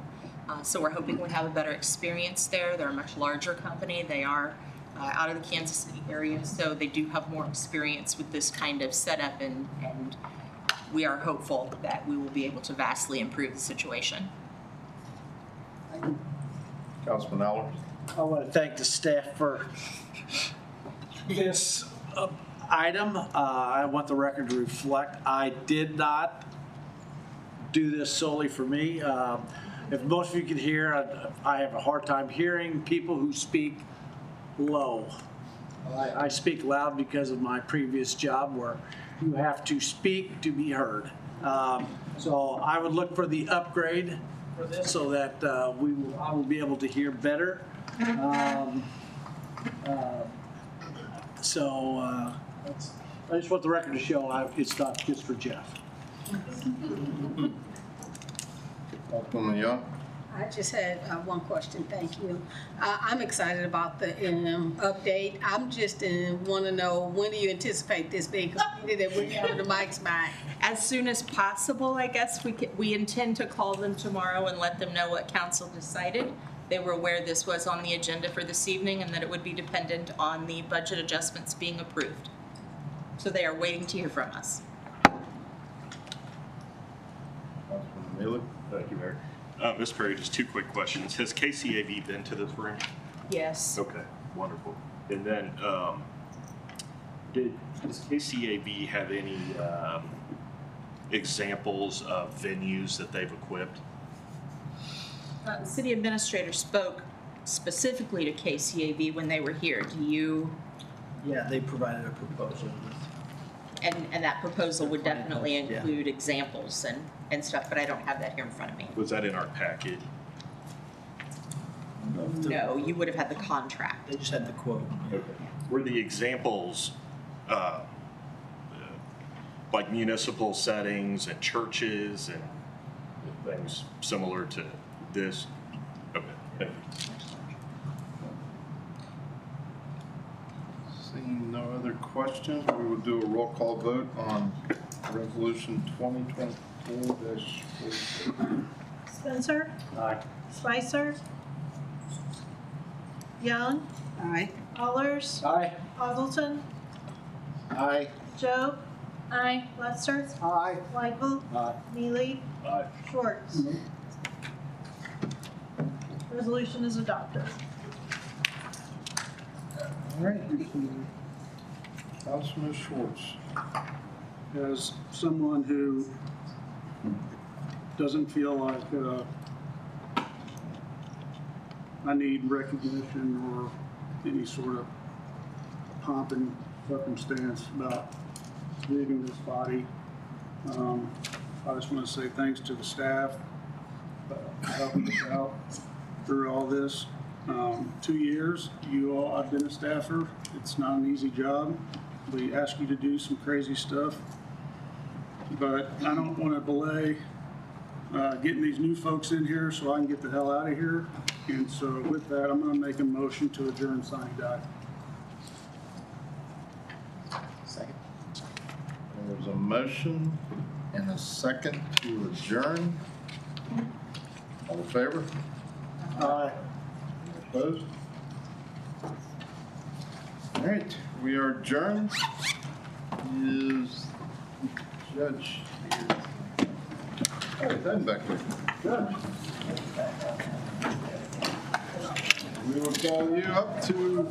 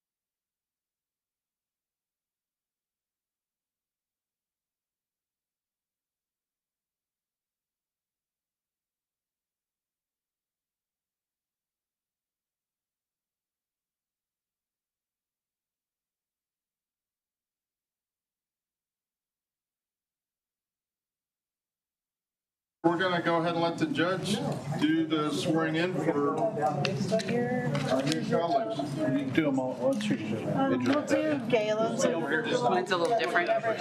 We can't do them all individually? I mean, do it how you want to do it. Okay, good. Thank you. Okay. You guys want to do them together or separately? Together. All right. New guy says it together, so he gets the room. We'll do Galen's first, though, by sure. herself.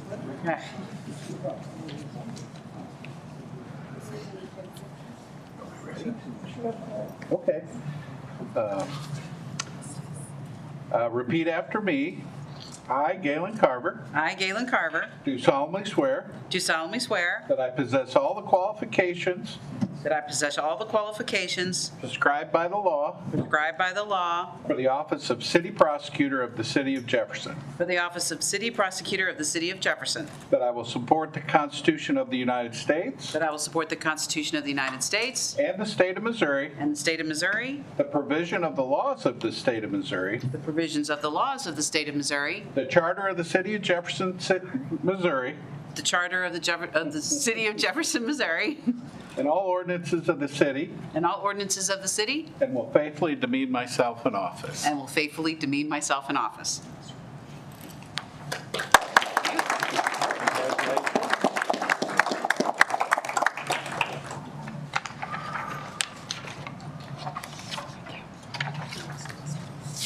Sign Galen. Yeah. They brought my own pen. Awesome. It's county ink though, so be careful. All right, if we could have the council members come up front. You gotta redo it.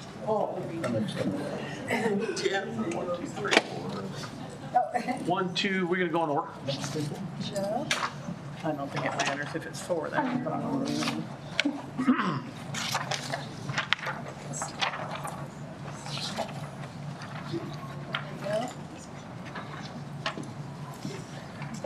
Okay, they told me you were all going to do them together, so raise your right hand and repeat after me. I state your name. Thomas.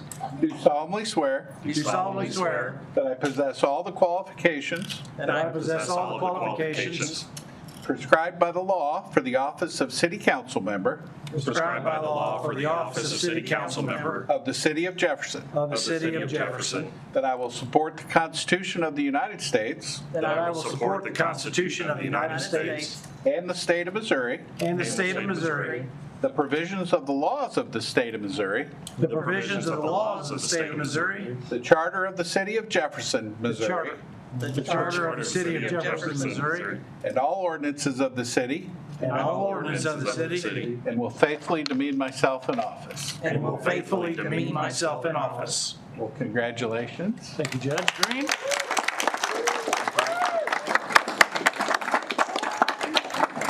Thank you, Judge. Congratulations. Well, yeah. Sign it away. My physician's signature. Oh, yeah. He is. He is. I'm glad. He's a good guy. I'll make you up with You want to pull their right on? Yeah. All right, I think we're gonna go ahead and put on the clock 10 minutes, so if folks want to get pictures or do whatever, we'll get the second meeting started promptly in 10 minutes. My pleasure. An honor. Thank you. Thank you. You want to do a picture of this?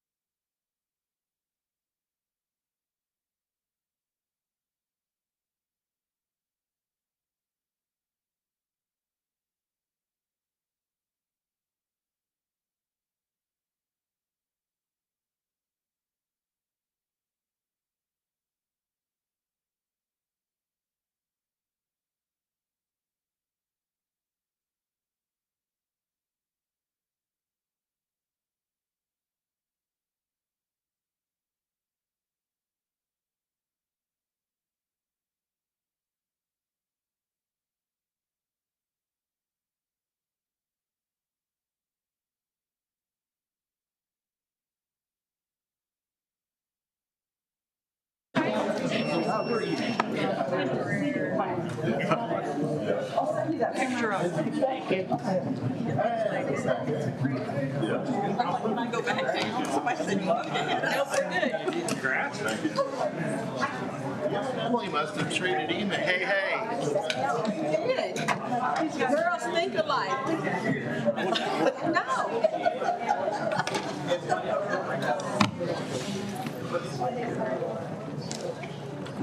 The old people used to put the old one in there. I was going to do that.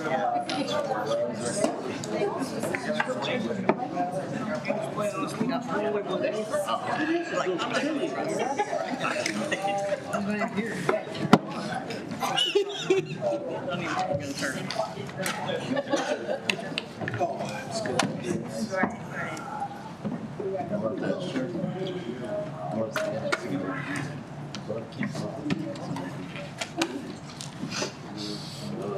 Would this be through? It's first meeting or second meeting?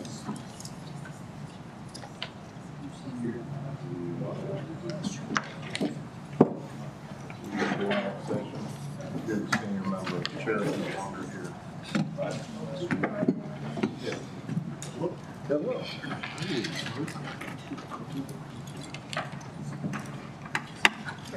All right. Ted, over 10 minutes, but let's go ahead and call the second meeting to order. Some new people sitting down here to my left. Welcome to City Council. See you got sworn in. Everybody did a good job. Looking nice. Then get started. We'll do a roll call. Allers, Yep. Allen, Yes. Hazelton, Call me off guard. Here. Joe. Here. Campeter, Here. Lester, Here. Michael, Here. Mealy, Present. Thomas, Present. Young. Present. Quorum. All right. Item 2, we've done the roll call, so item 3, adoption of the agenda. Pretty straightforward agenda. So moved. Second. Third, Councilman Neely approve and Councilwoman Young second. Yes, thank All you. in favor of the agenda, say aye. Aye. Any opposed? All right, item 4, nominations and election of a president pro tem. It's nominated and elected by all council members. Councilwoman Young. Mr. Mayor, I would like to nominate Councilman Mike Lester for co. All right, we got Councilman Lester. I will second that. Do we have any other nominations? Councilman? I'd like to nominate Jeff Allers. All right, we got Councilman Allers. I'd like to second that. We've got a second. Any other nominations? All right.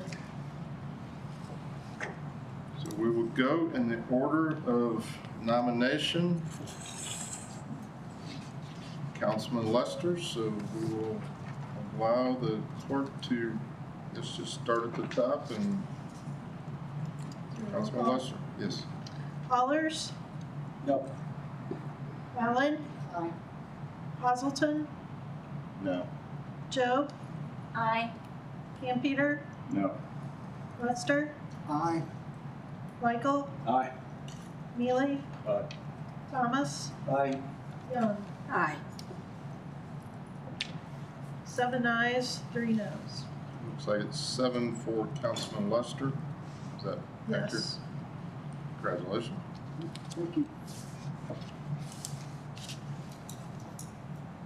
Next is nomination election for planning and zoning representatives. Councilman Hazelton was planning and zoning last year. Councilwoman Young, I believe you were the alternate, and then was a flip for Board of Adjustment. So we open for nominations for planning and zoning representative. Nominate if we're keeping them the same. Yeah, I'll nominate you if you nominate me. Okay. Yeah, we need a Okay. nomination because it's a one-year. Okay, I would like to nominate Hazelton for chair, alternate for the planning and zoning. was Chair of Planning and Zoning and alternate for Board of Adjustment. Yes, sir. Okay. I'll second that. I'll just second it. Any other nominations? And just do a voice vote, all in favor? Aye. Any opposed? So we need to go through the formality of the Board of Adjustment, but it should be the flip. Mr. Mayor, I'd like to nominate Councilwoman Trika Young as the liaison for the Board of Adjustment and myself as the alternate. Seconded. Seeing no other nominations, all in favor? Aye. Any opposed? All right, you should have received item number 6, the appointments to the standing committees, admin, annexation, which we'll get to in just a minute, finance, public safety, public works, and you should have also received appointments to Campo Board. You should have received for the board's commissions liaison appointments. Those are appointments, so we don't need any action on those. Which would take us down to opportunity for public comment. I think that was all taken care of in the first meeting, so I don't think we have anybody signed up for second meeting. We have nothing on consent agenda.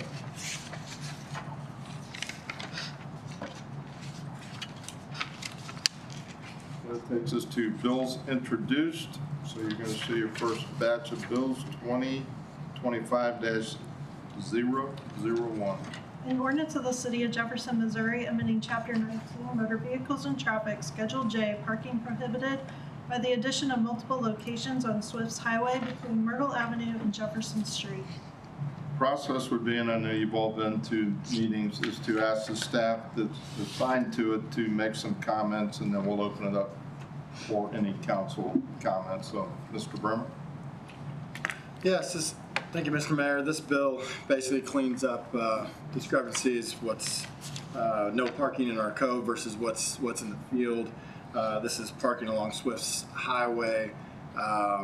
What is marked will now be the same as what's in our code after this bill is accepted, if it is. Any comments on 001? All right, seeing none, you'll see that at the next council meeting, 2025-002. An ordinance of the City of Jefferson, Missouri, amending Chapter 19, Motor Vehicles and Traffic, Schedule O, Parking Time Limit Zones by the modification of one spot in the 300 block of East High Street. Back to Mr. Bremer.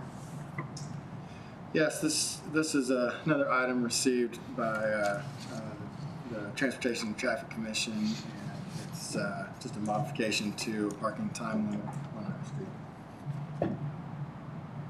Questions? Seeing no comments, 2025-003.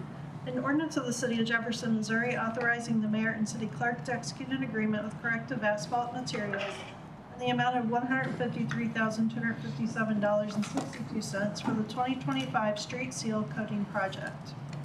For the trifecta, Mr. Bremer. Thank you, Mr. Mayor. Yes, this is a seal coat item. Basically goes similar to the saying, an ounce of prevention is worth a pound of cure. In this case, an ounce of preservation is worth a pound.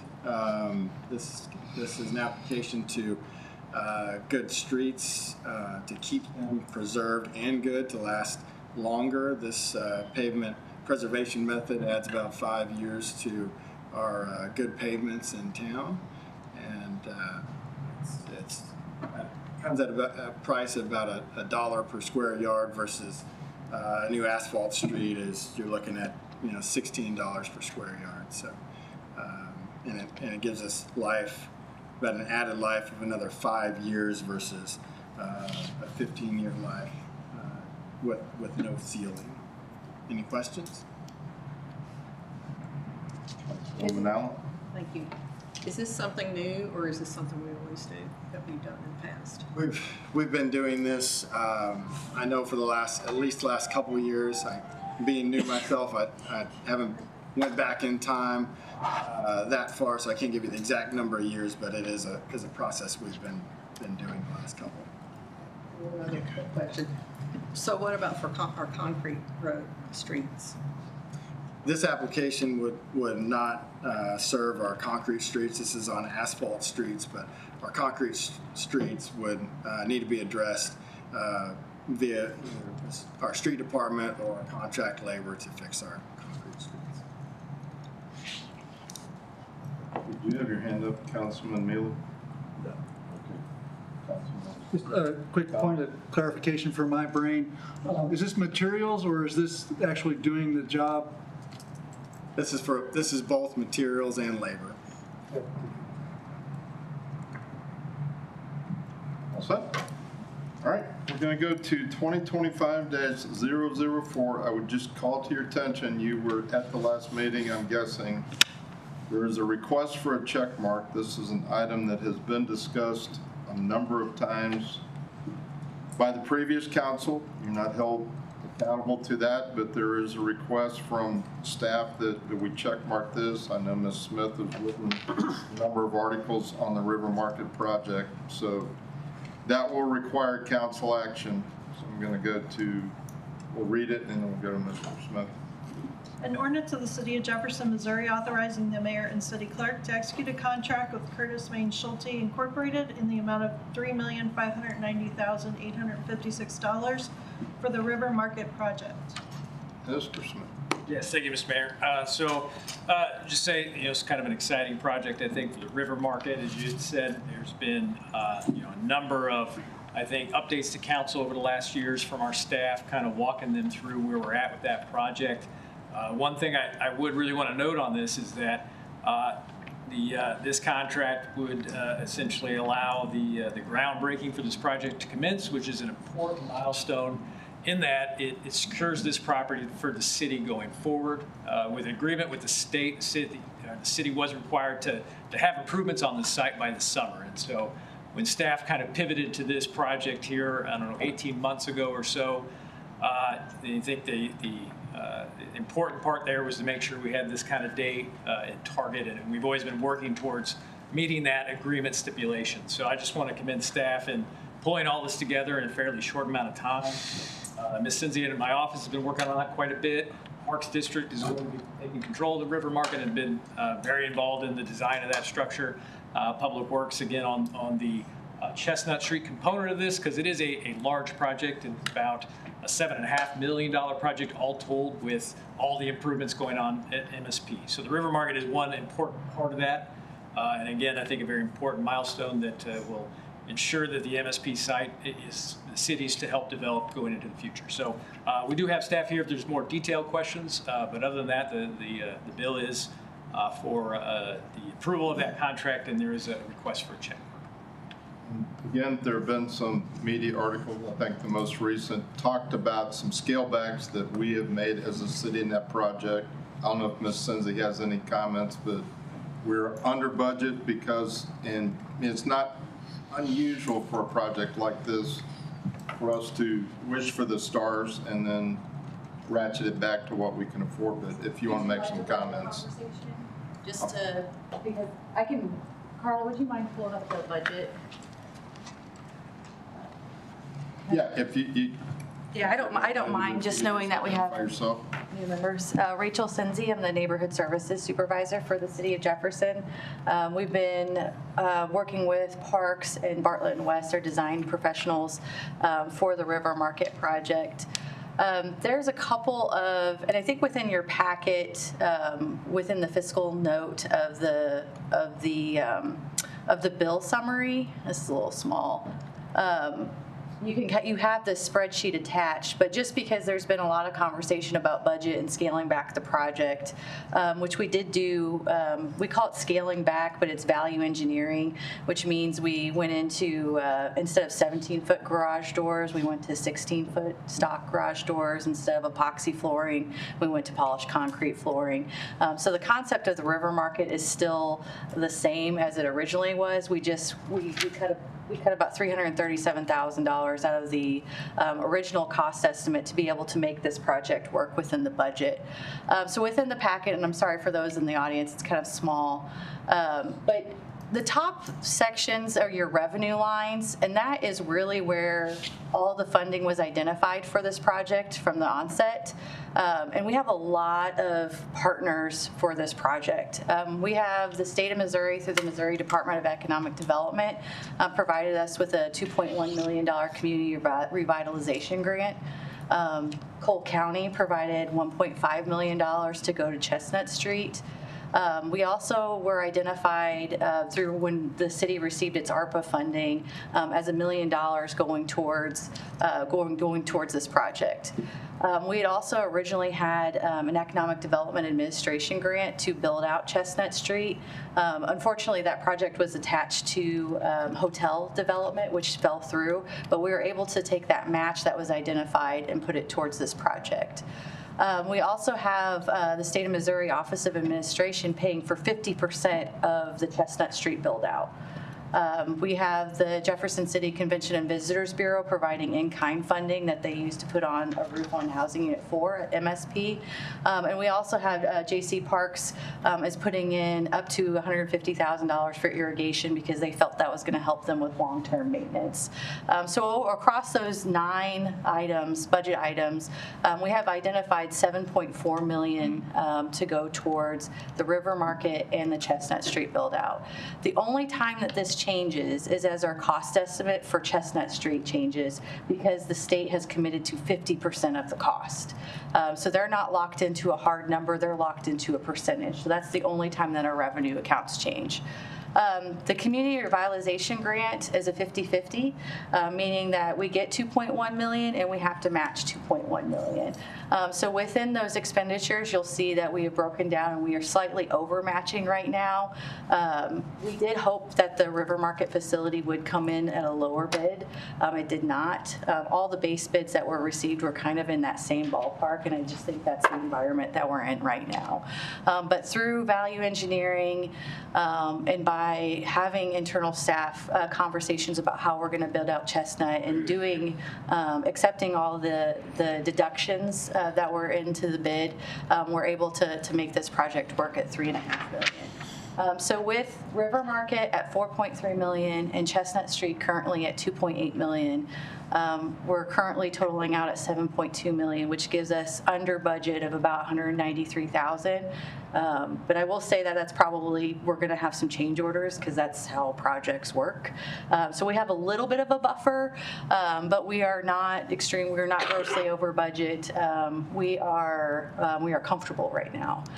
So that is kind of the budget overview. But I'd be happy to answer any questions about the budget or the project itself if you have them. Questions? Thank you. And I think as both Ms. Senzi and Mr. Smith indicated, staff has done an amazing job of trying to fit this in. We're under tight guidelines from the state to kind of hit timeframes and hit targets. That's not saying that you have to proceed until you're comfortable, but we're trying to make sure we live up to our commitments. We've been working very aggressively over the last couple of years with Department of Office of Administration to get Chestnut Street what they were doing because they're building a $175 million office building on that site. So it's very important, but their half of redoing Chestnut Street made things like the River Market a doable project. So, as I indicated, there is a check mark there, which means, Councilman Neely, thank you. Just to make one comment, probably everybody knows this, and Rachel may be able to explain it better, but this is the build out of the River Market, and then the trail system that was identified to originally encompass this would be at a different phase. Correct. Yeah, it's all part of a long-term strategy and working with state parks and OA and DNR, but there's some really exciting plans 5-8 years down the road. This is kind of the beginning of that. As I indicated, the check mark indicates that there's a request to push this forward tonight that does require. I would like to suspend the rules.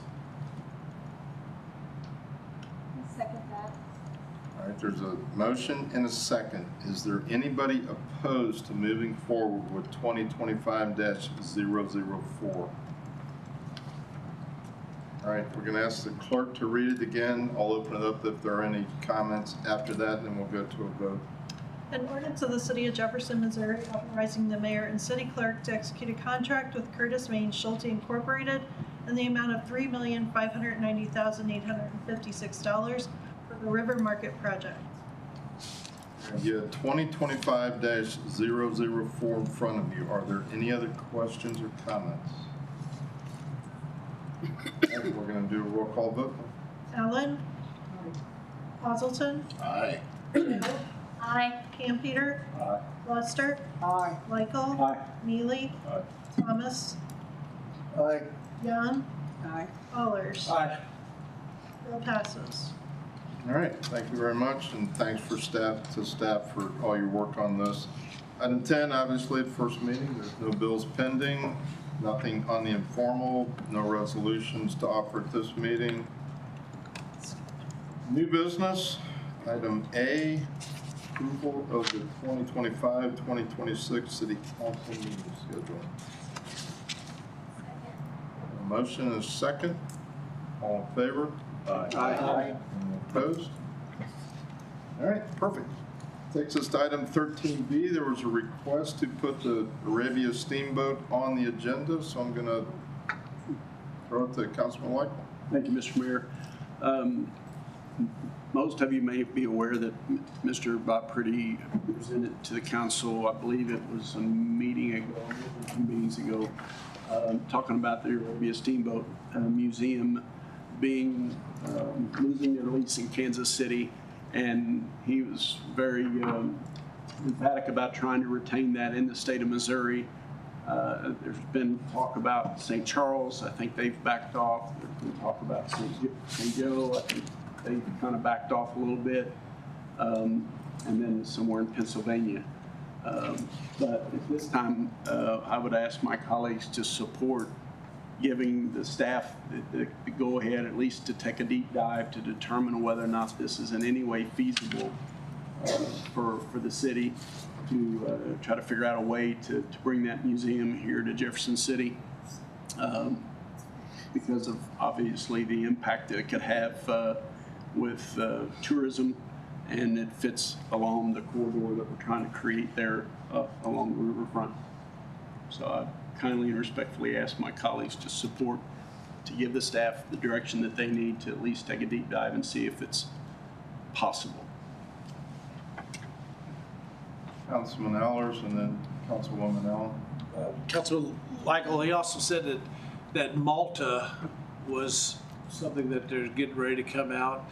But do you remember the time framing that he said, Mr. Pretty said at what that window was? 26 was the window. Doesn't have anything necessarily to do with the Malta. The Maltas could be zoomed at any time. But One's a 15 million, one's a 5. Is that correct? That's I'm close. just going off memory. Yeah, that's exactly right. Is there a time frame that the staff would think they could look at this? I don't know how important timing is to this, but I would assume there is some importance to timing, so I don't know. Well, the lease runs out in 26, so obviously that's 18 months roughly before it expires. So for us to be able to do it, I mean, the staff's short window. I don't necessarily have a suspense in mind from my perspective, but Mr. Crane may know better how long this would take to take a deeper dive, but I don't. Mr. Crane. Yeah, we would have to really put our heads together and figure out what we could do. I know there was a feasibility study done by Marshall a few years ago. We could maybe get our hands on that and see if it can maybe jumpstart a conversation based off some of their findings. But typically we would, I mean, if we weren't using some document like that or some knowledge we have, we would have to find a consultant to help us come in and really put that plan together. So I think a quick way would be to look at the Marshall plan and see what knowledge they came up with. But if we're talking, you know, finding a consultant that could help us navigate that conversation, it's going to be a little bit longer. So I think the best thing to do is maybe we can, if the council wants us to, we could look at our staff meeting tomorrow and maybe come up with some ideas, and I can send those out. Do you need a motion or something to support? That's a question on. I don't know that you were looking for a motion. I'm not sure we have enough information, but I mean, that's your prerogative if you want to give direction to staff. I think Councilman Campeter had a comment. I've got a question. At that meeting, if I remember right, going off of numbers again, so he's asking for 15 million, if I remember right, to buy, so the city would pay 15 million to buy the rights, if I remember right, to the artifacts. And then as well, we would have to, he's looking for, I think it was a 4-acre site that we would have to procure and then build a building on as well. So we're looking at like a several $1 million project, correct? I'm just making sure. About a $50 million proposed project. Okay. And this isn't in any way committing any. Right, I just was going over the meeting. I know some people weren't there, so I don't want to. I'm happy to make a motion to ask staff to look and come back with what they think about it's possible and time frame if that's appropriate. Second. We got a motion and a second. I know, again, that's your prerogative. Do what you think's appropriate, and I'm not speaking for or against it. I would just caution council as we get into these kind of things. We've got a staff that is very overworked at this point. If you're saying to them that you want to take something off of the table, just be prepared when they come back with a recommendation, something may come off the table to prioritize this one. I'm not saying this should not be prioritized, but we're throwing a lot of things their way. We've got a new housing project. It's been housing, and laying a lot of stuff. So just be prepared when they come back to us that there may be something saying we can't dedicate time to this if we're going to do a new one. Any other comments, Councilman White? Thank you. My general thought is, at least my thought is, we owe it to our city to look at every possible venture that makes us better in a lot of different ways. And $50 million, if that's the end price tag, is a big number. I'm not advocating getting over our skis here at all. What I am saying is that it was looked at a number of years ago. Things change, both on potential seller side and potential buyer or host side.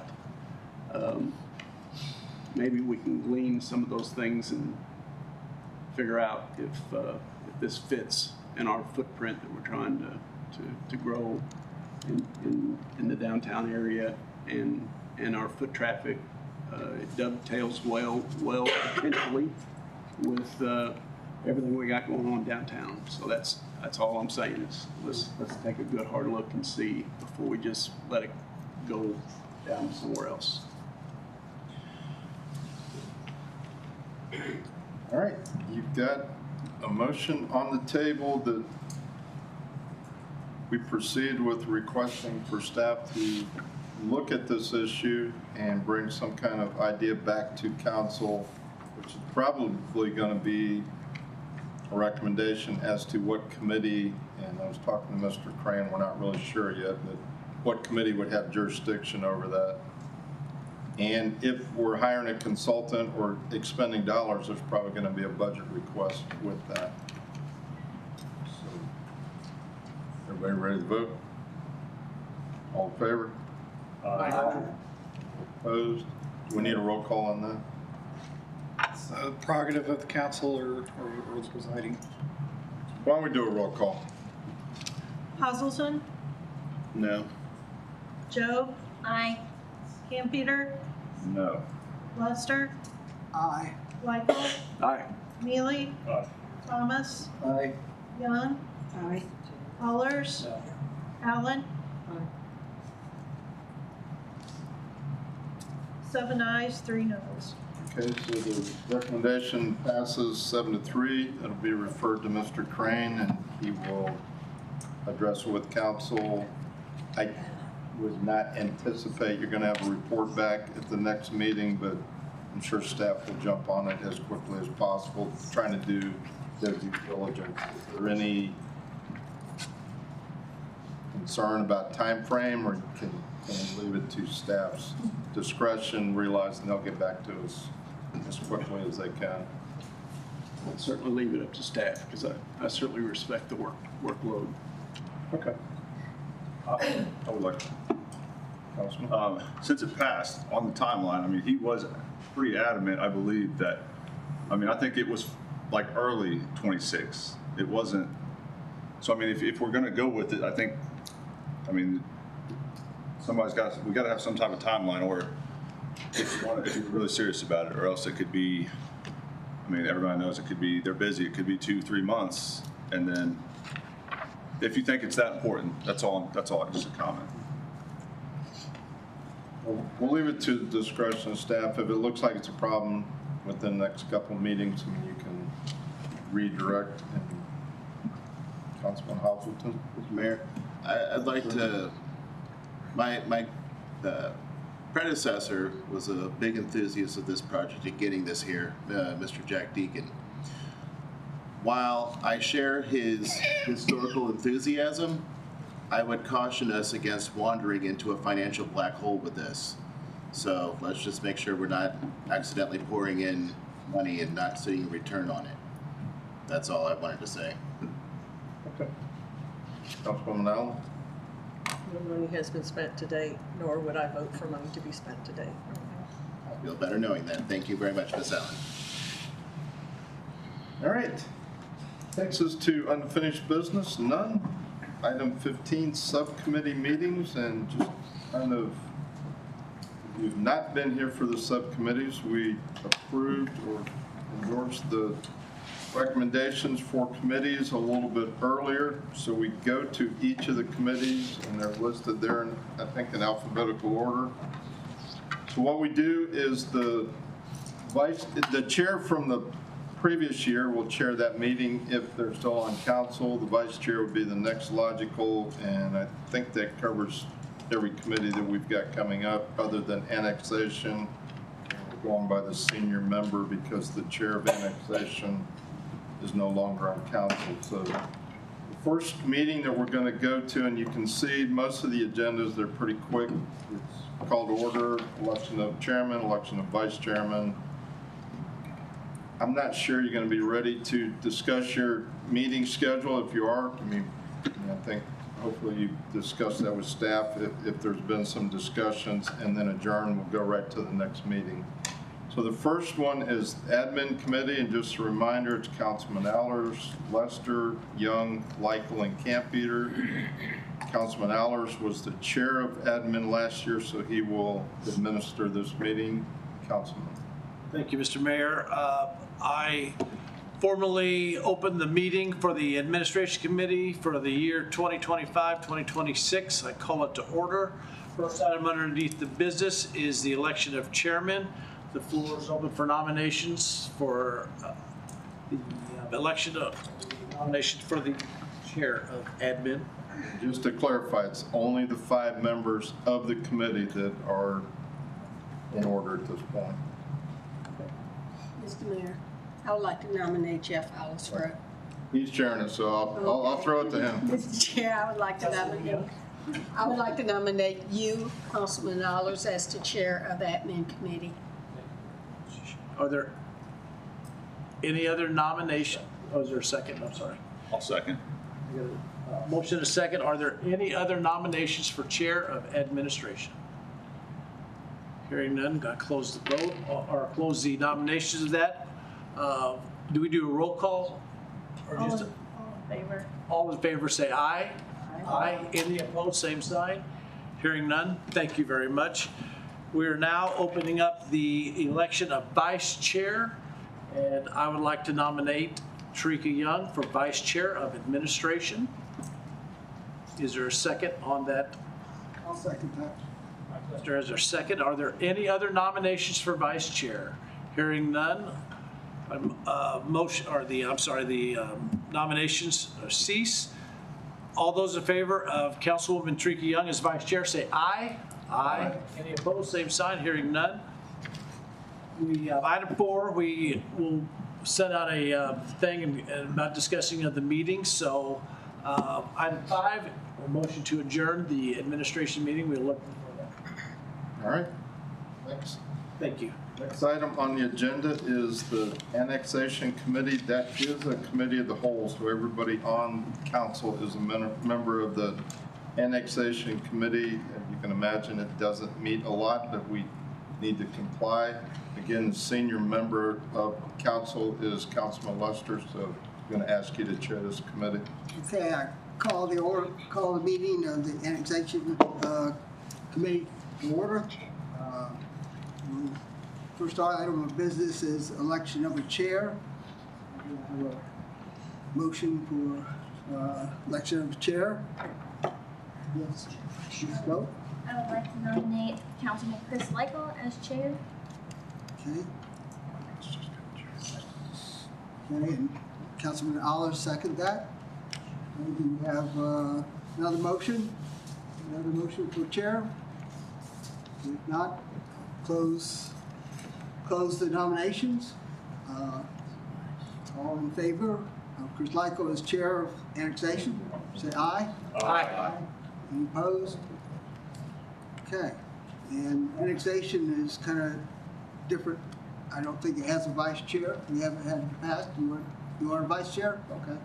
So I'll open nominations for vice chair. I'd like to nominate Jeff Ehlers as vice chair. Second that. Okay. Any other nominations? Vice chair? Hearing none, we'll close the nominations. All in favor? Councilman Allers for vice chair of annexation? Aye. All opposed? Okay, congratulations. Chair and vice chair. Meeting schedule, we'll see what develops. Yeah, I'm guessing that's going to be an as needed. I don't think we even met last year. So, Motion to adjourn. okay, thank you. You're not on it. Well, I guess you're, everybody is. Second. All right, next is Finance Committee. Again, as a reminder, Councilman Allers, Mealy, Councilwoman Young, Councilman Leichel, Councilwoman Jobe, Finance Committee. The vice chair, the chair, Councilman Schwartz, is off of council, so the vice chair last year was Councilman Leichel, so you'll be taking control of this meeting, Councilman. Very good. Thank you, Mayor. We'll call the Finance Committee meeting to order. This time I'd entertain a motion to elect the chair, Councilman Ehlers. Councilman Leichel, I would nominate Councilman Chris Leichel to be chair of the Finance Committee. Second.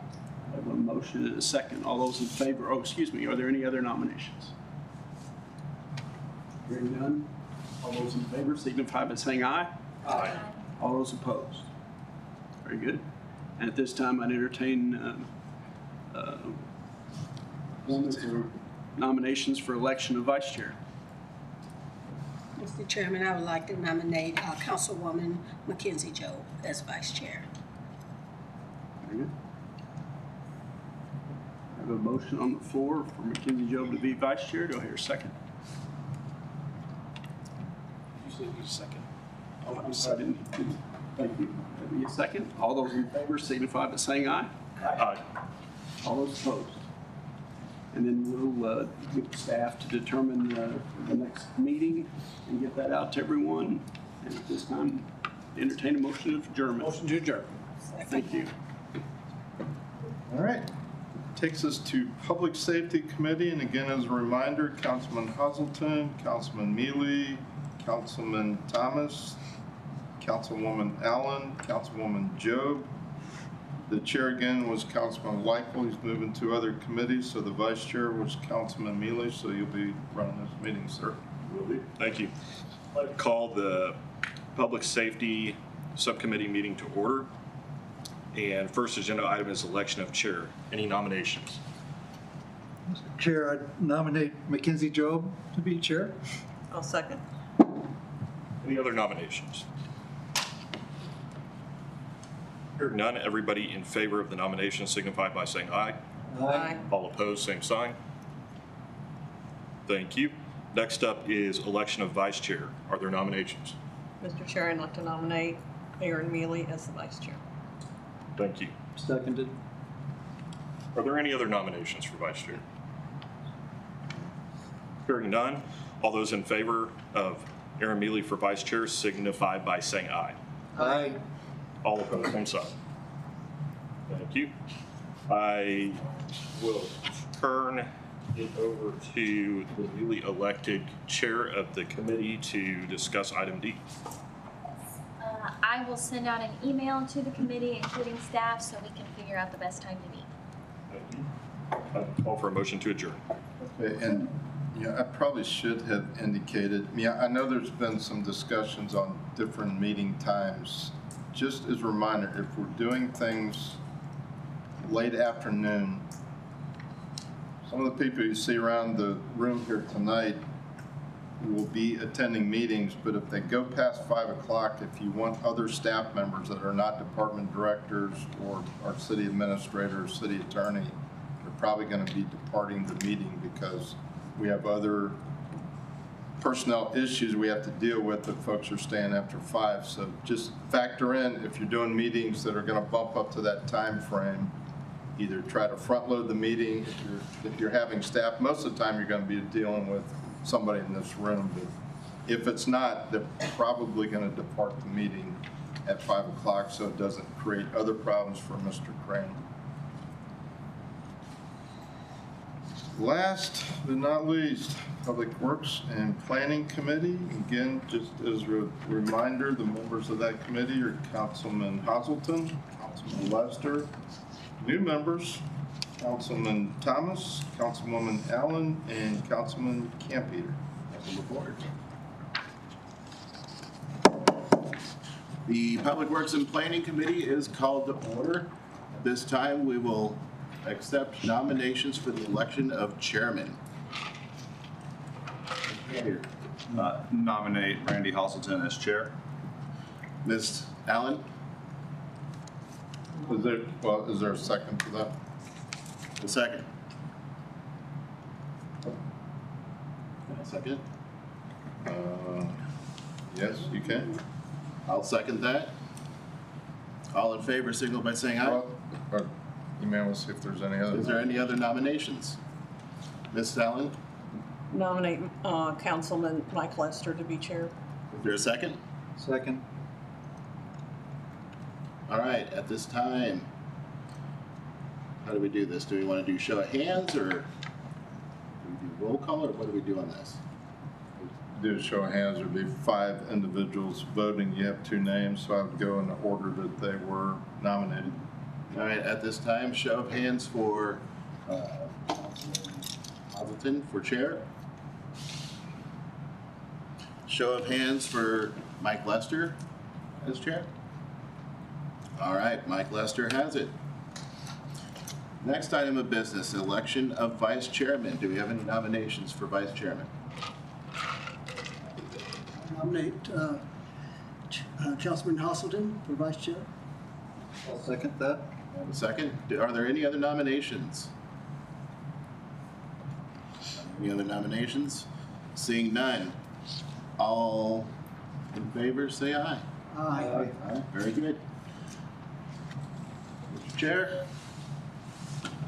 All right. And you should see on the list, Mr. Mayor, we're still open here. Mr. Chair. So I think we'll keep the meeting time, second Thursday at 7:30, but if anybody has problems with that, let me know. I don't think so. And I'll entertain a motion to adjourn. Motion to adjourn. We're adjourned. Touche, Councilman. Touche. Well played. Well played. All right, the last is the Campo. You've already approved those names. It's Councilman Allers, Councilman Thomas, Councilman Allen, Councilman Lester. I would encourage you to attend those meetings. It's very critical that we're represented there. We've made some great gains over the last few years, and you'll have a good time.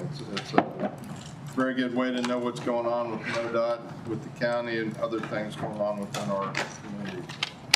I encourage you to attend those. With that, Councilwoman Young, you're up. Thank you. I move that the meeting be adjourned, Mr. Mayor. All in favor? Aye. Any opposed? You're welcome to stay.